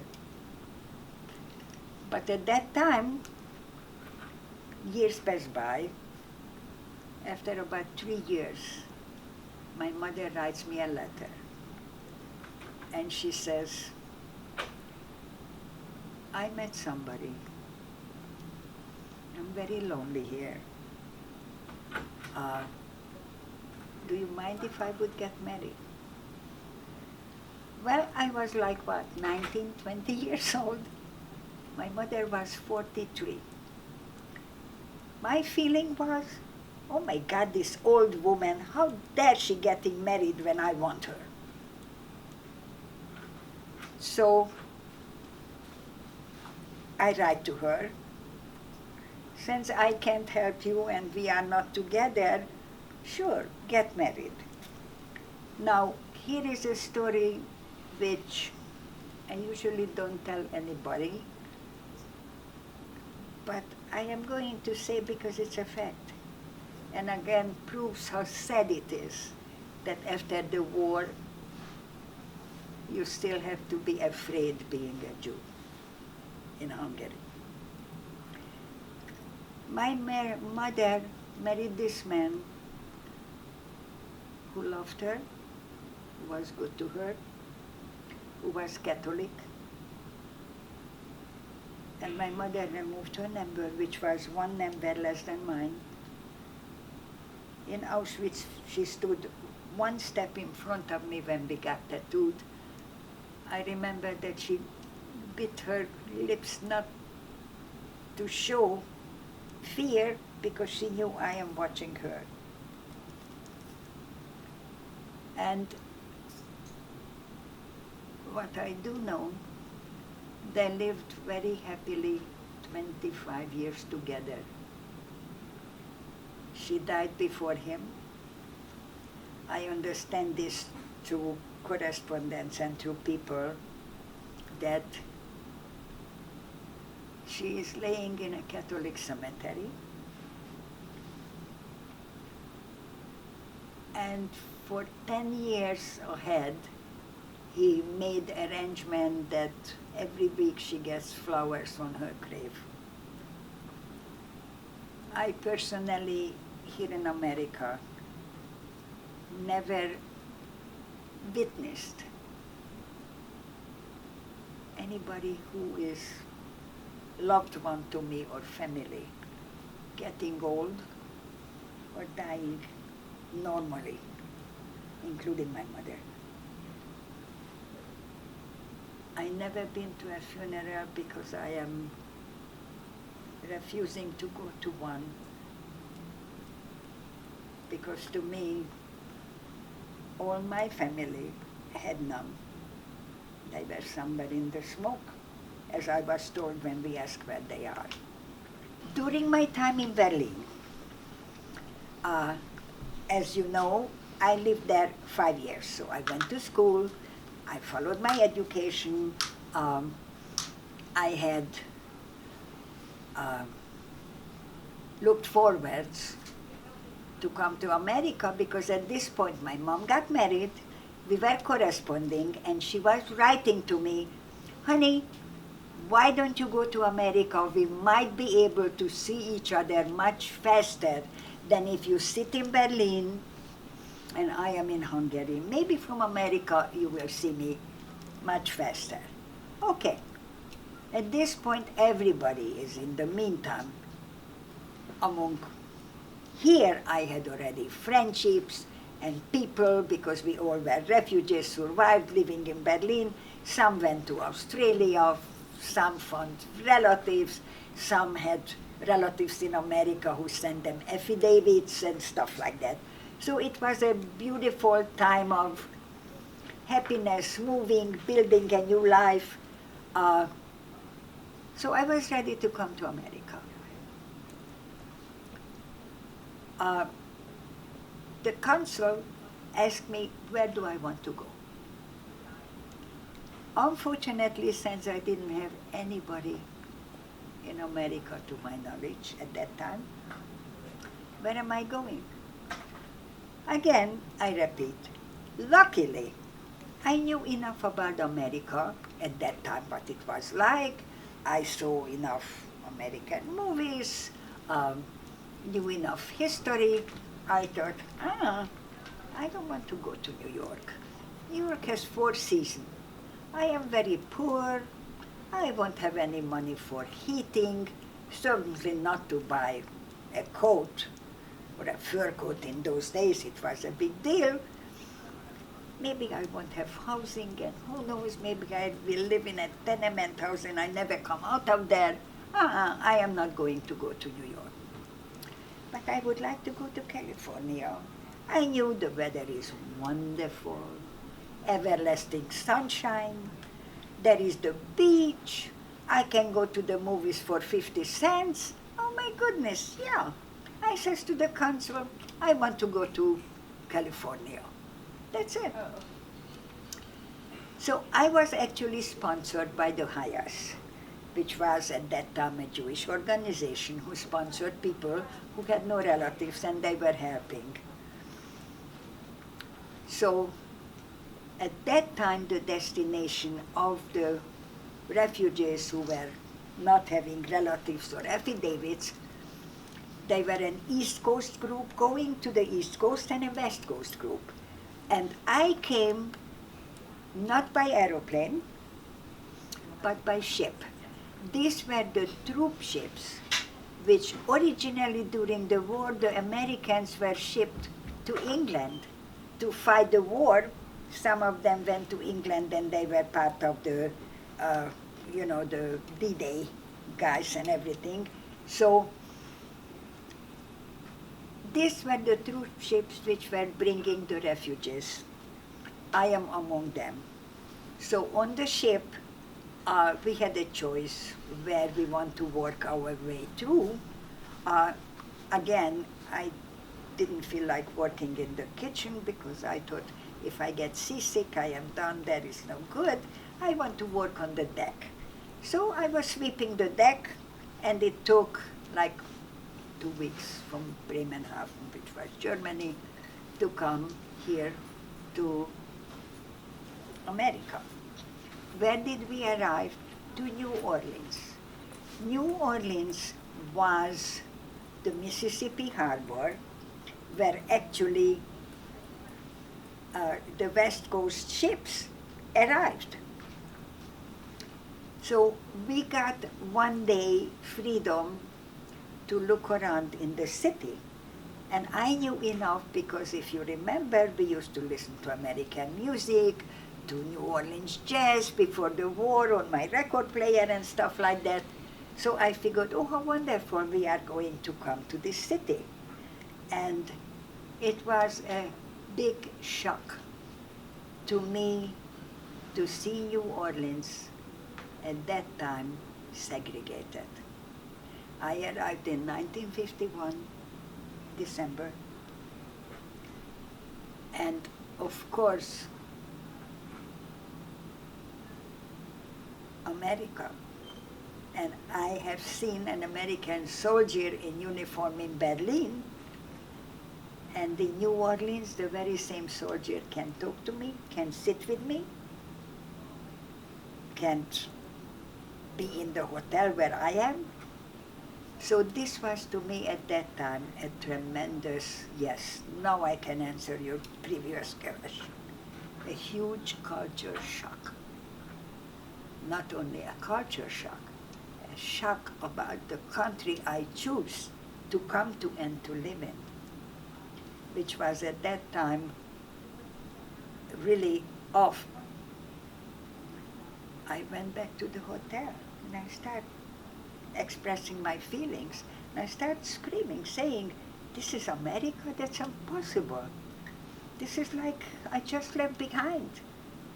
I mean, I have been with a yellow star, and I feel that these people are like that, except they don't need a yellow star because they are easy to identify the difference. This is horrible. The leader of the group says to me, lady, if you don't shut your mouth, they deport you as a communist.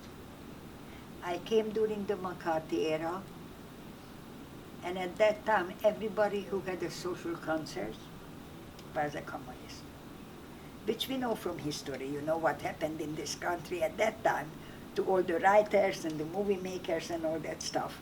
This is the time when I arrived to America. My first experience, sadly, on American soil was this scene in New Orleans, where I have seen people sitting in a bus, half black, half white.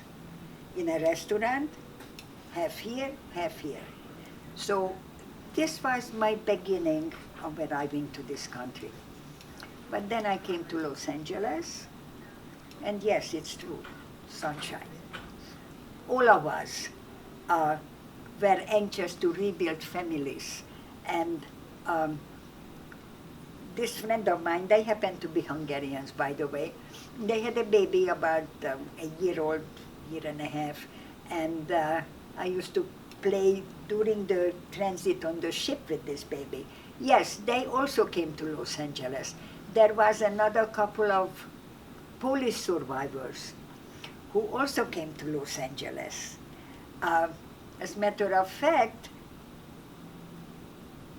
tomorrow I have an eye appointment with one of the children of this couple who works at Kaiser as an optometrist. So this is interesting because, yes, we were all coming to LA, and we lived in Ball Heights, which is today the barrio. At that time it was a big refugee neighborhood. They also had a beautiful, wonderful shul, a temple, a Jewish temple, which is still a landmark in Los Angeles. And we were all refugees living together. Some of us knew each other from Berlin, traveled together, and we knew each other here. And later, here in LA, when we had children's or birthdays, yes, we used to connect and we celebrated, and then we dispersed, and some of us are still friends today. When I came here, my English was by far not fluent or well-spoken at that time.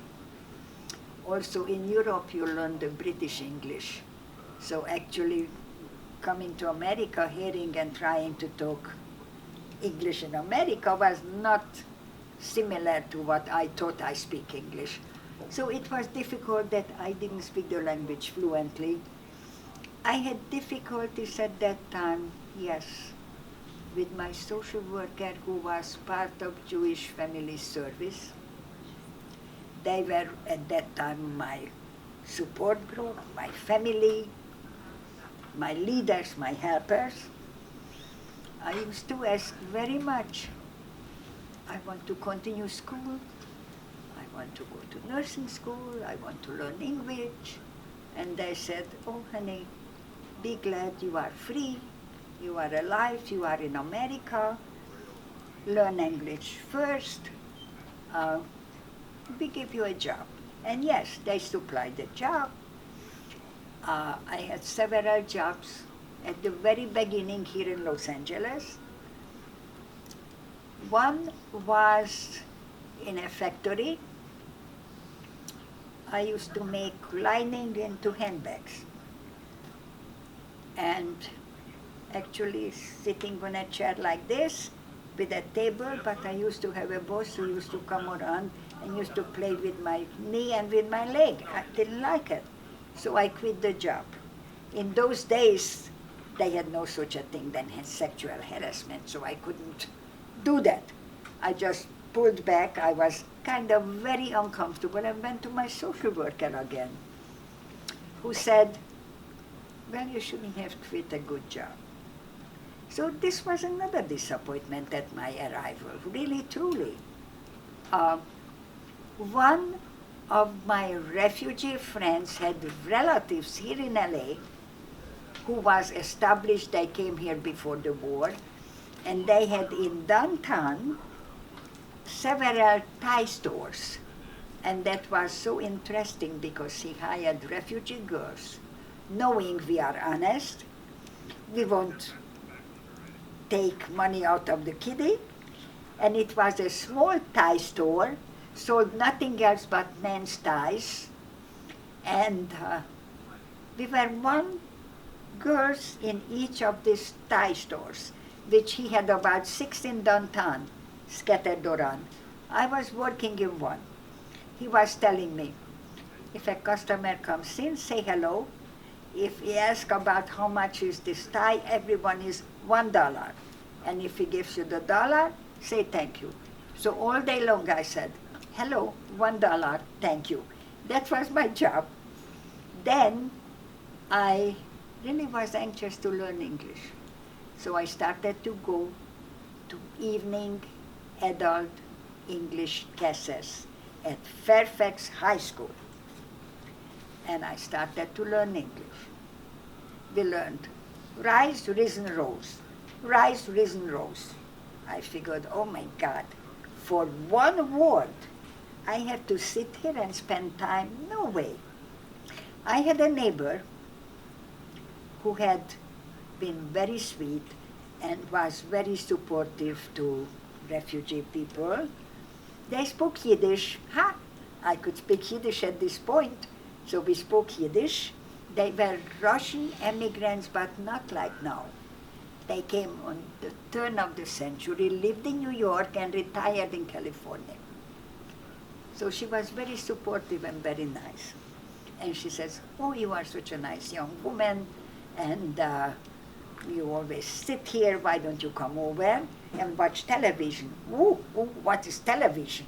So on the little 12-inch television, once a week, I used to come and watch television by them.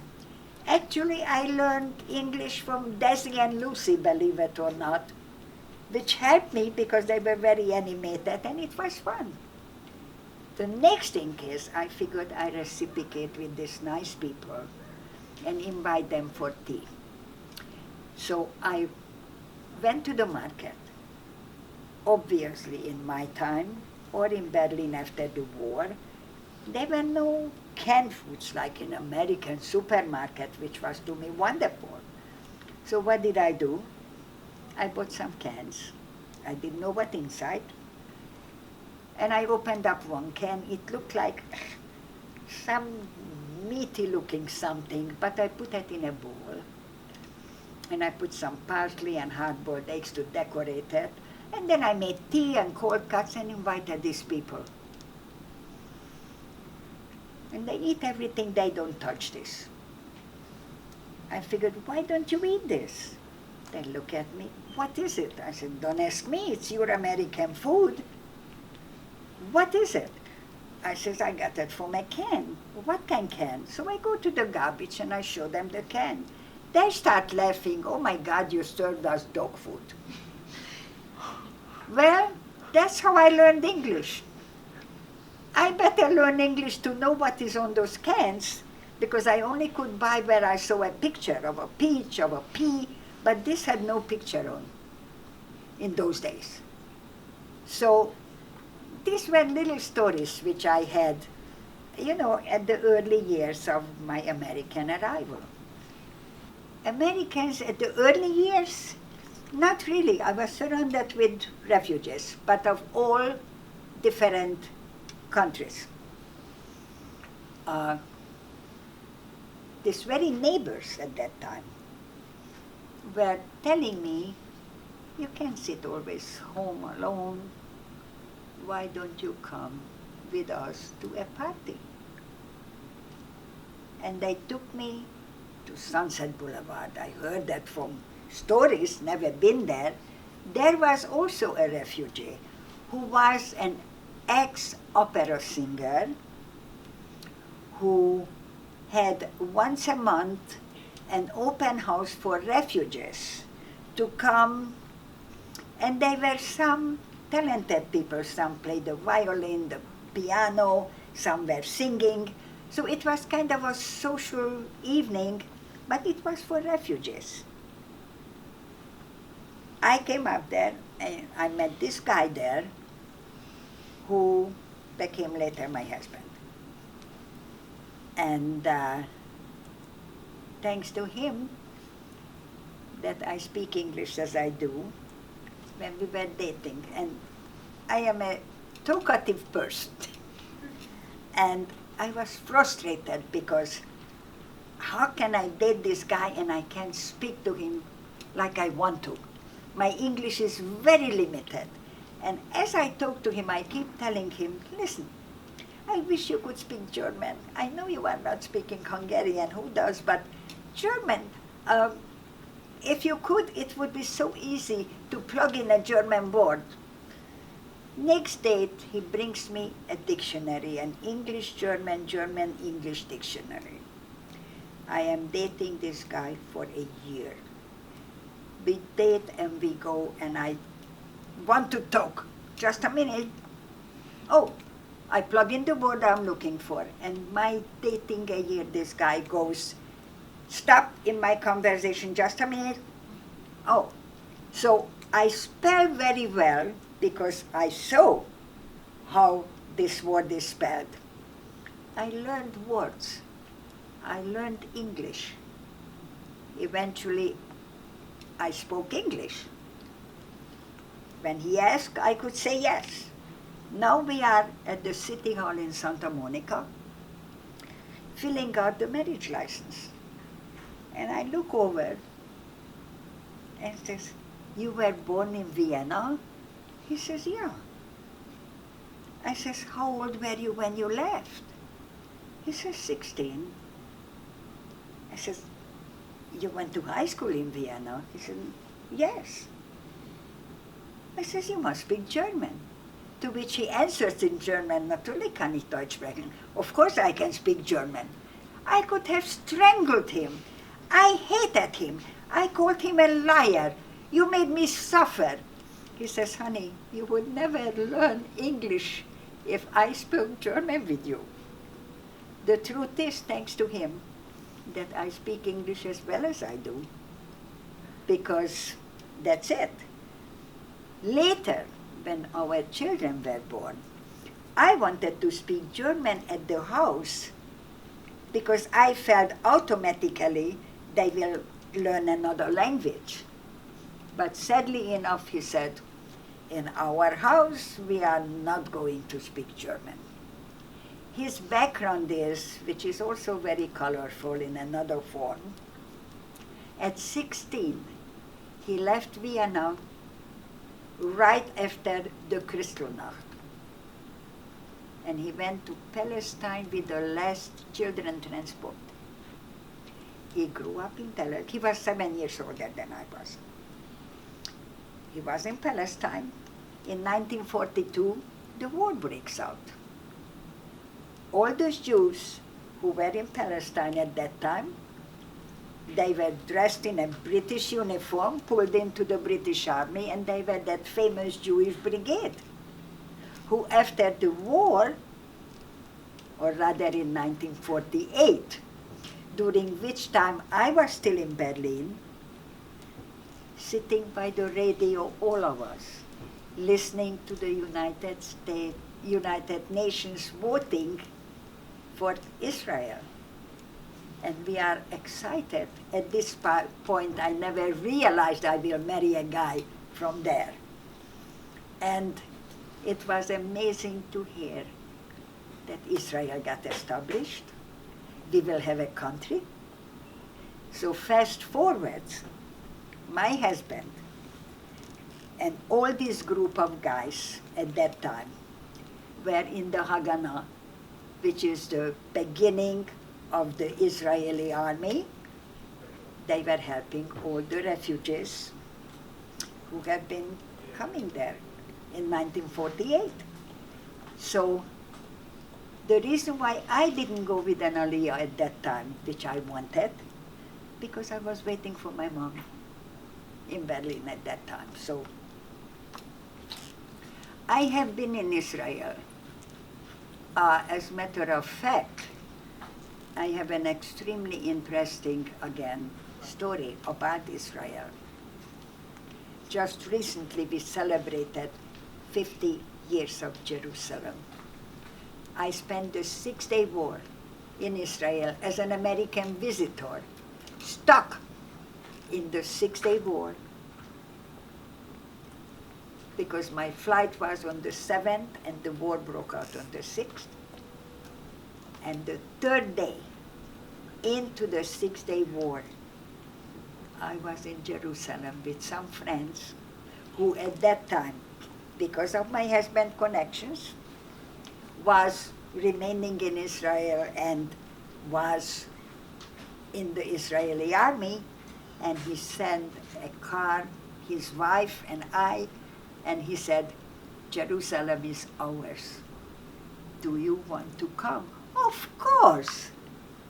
And I did. And this is a beautiful story, darling, really a very unusual one, but nobody has been at that time in Jerusalem, the 3rd day when it became ours again. And I have been there touching the Wailing Wall, where nobody was there yet, and I hugged it and kissed it and held it, and nobody sent me away and said I can't because I'm a woman, huh? So I recalled, this, and my grandfather, every Passover at the end, next year in Yerushalayim, and I am right here with my Auschwitz memories at this Wailing Wall where my grandfather could never live, that I can retain the stories. So this was part of what you has considered living there. I had already a very established life here in America. And I traveled back and forth. I have been a lot there. I would like to live there. But again, that's too complicated for me, uprooting and go there. Some do. But the answer is no, not at this point. I love to go and visit. But at times, yes. I am Jewish. I suffer for being one. I am aware of it, which is sad and horrible that after all these years, you know as a fact, the whole world, anti-Semitism, Hungary has a miserable regime right now. They hate the Jews. And frankly, everywhere else, there is a rising anti-Semitism, which of course hits home, and of course it hurts me. And of course, Israel is the only place in my life when I don't have to worry walking around because I have this number. In America, many times I do wear long sleeves, not because I hide it, but because I don't want people to question like you do now, but this is for another reason. But I don't want in a market or in a movie to start going back and tell the stories which I'm telling you, but it's not easy. It's not. So this is the reason why I wear long sleeves. But I would never remove it like my mother did. But I suppose she had to, exactly because for her, living in Hungary was not easy, being Jewish. As I told you the story, I was cut away from my mother due to politics. Then, as we know, East and West politics has changed some.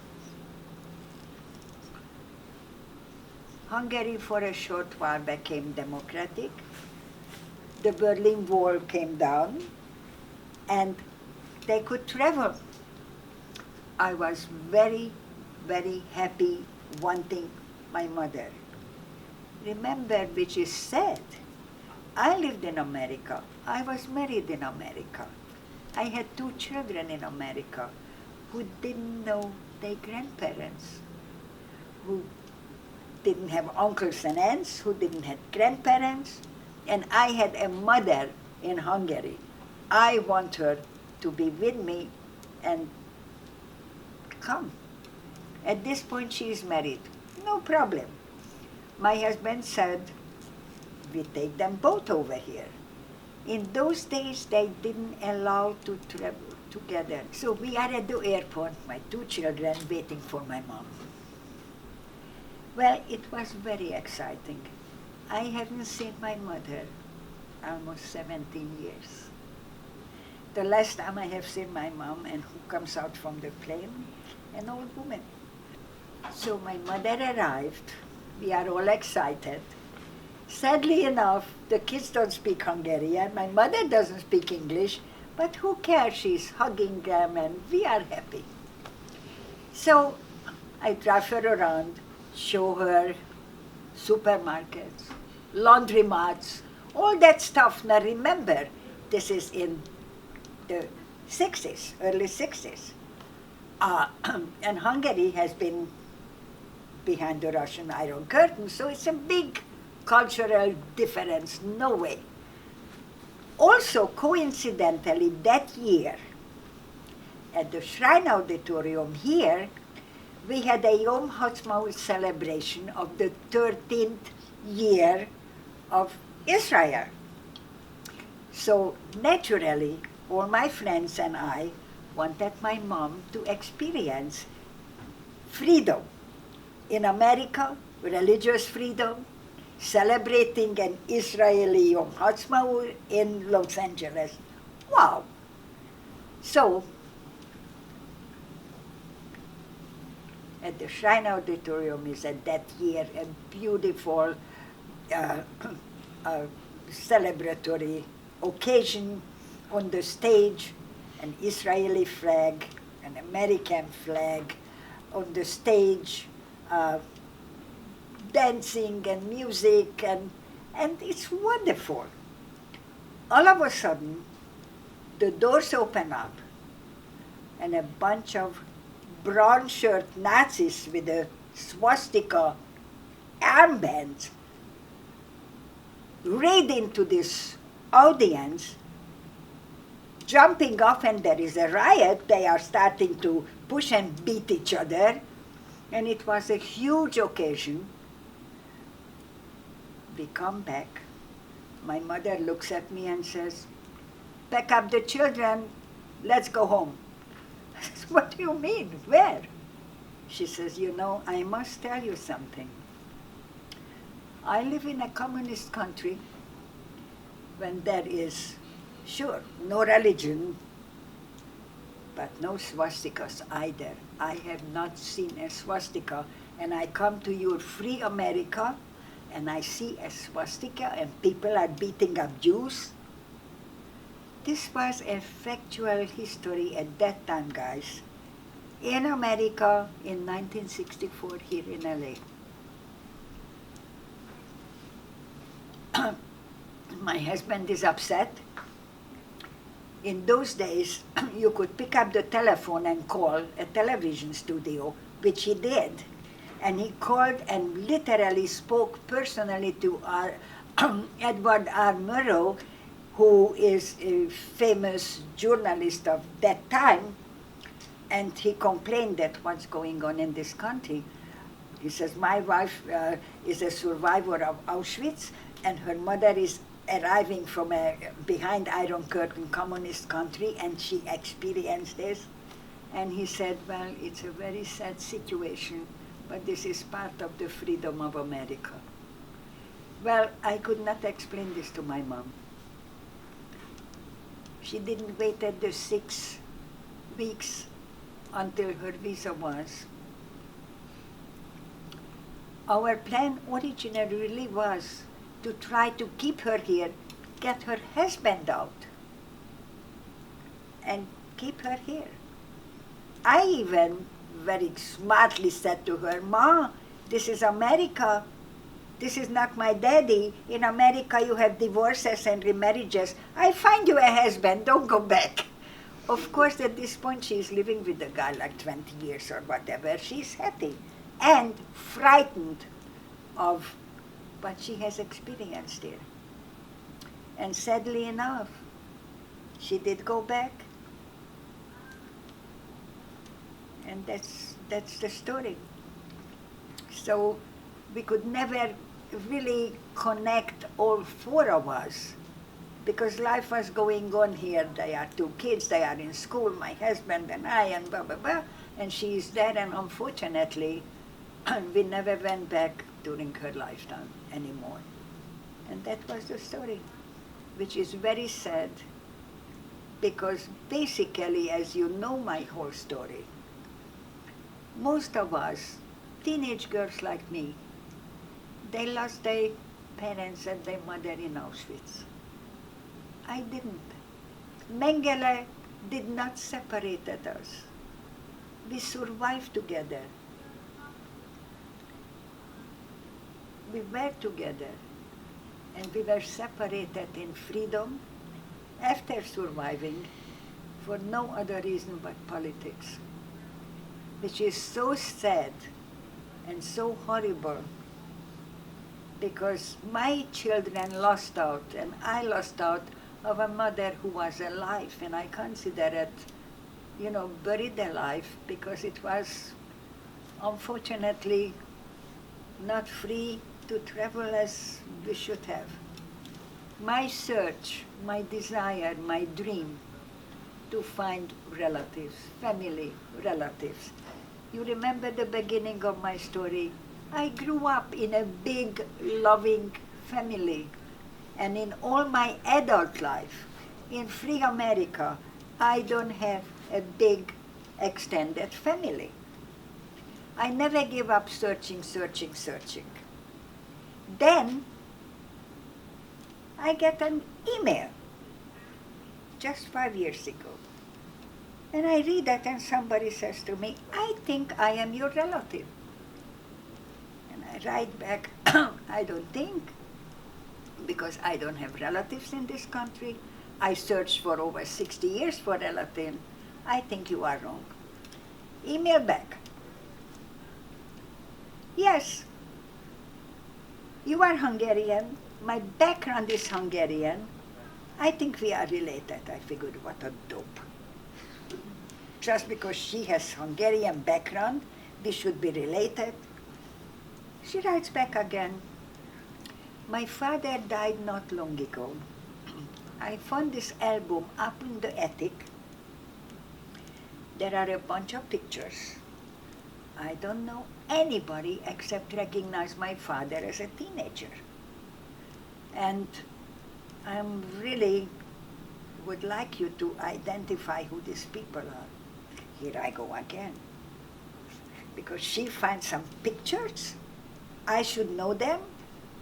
Give me a break. Budapest is a big city.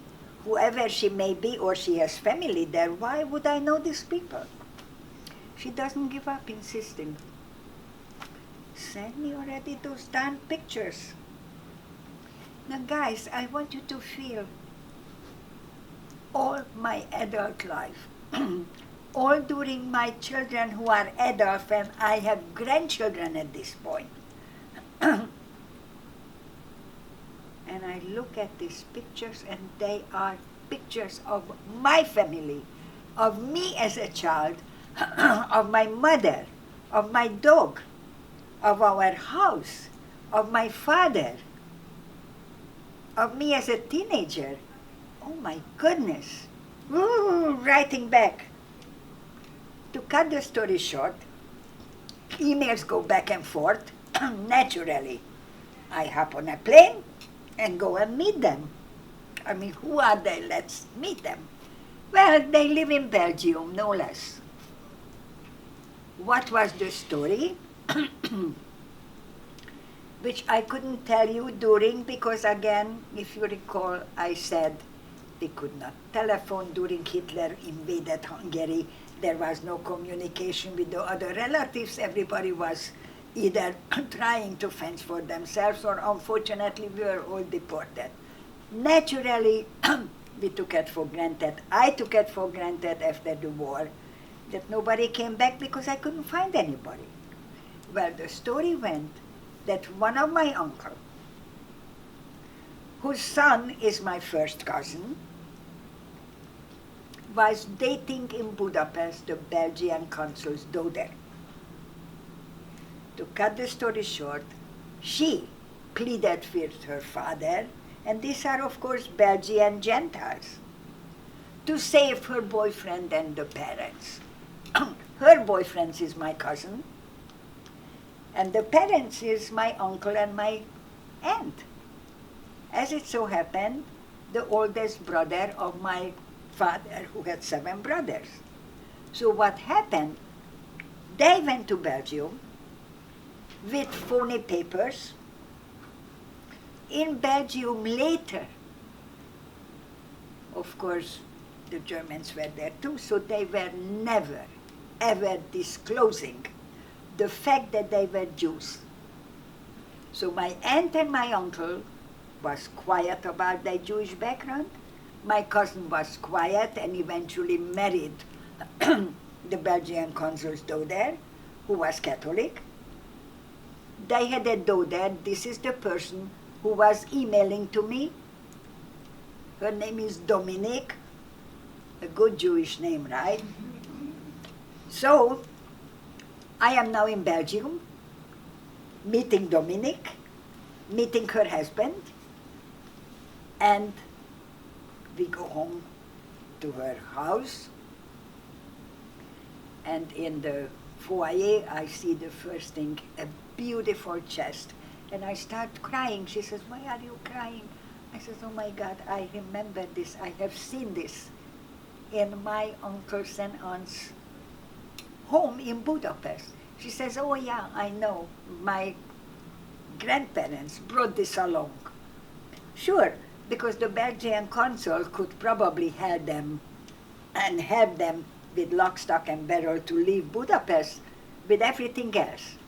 So they were very comfortable, very well-to-do, and I was very excited with them. They were excited with me. "Mary, are you tired?" "Yes." "Would you like to take a bath?" "Yes." So I am soaking in the bathtub and I yell out, "Dominique, come on, we are women. I don't want to waste a minute from you. Come sit at the edge of the bathtub and let's talk." And she sits at the bathtub, we talk, and she looks at my number. She says, "What is that?" I says, "Dominique, don't you know?" She says, "Yeah, the Jews used to get this during the war." I says, "Dominique, I am Jewish." "You are?" "Oh, what's going on?" She says, "Well, we are Catholics." I says, "Dominique, I have been at your father's bar mitzvah." She says, "What's that?" They were so afraid to be found out because of all the anti-Semitism, all the Hitler times and whatever, that they never even had Jewish friends. Or here in America, where do you find a Gentile who doesn't know what is a bar mitzvah? Well, she didn't. So at this point, I start telling her about family history, and she starts opening up this book where I have seen the whole story. I showed her the connection, and yes, we did spend all the time to do a family tree, where I am the only one who can connect for her where she comes from and who is everybody. And at this point, that's the story.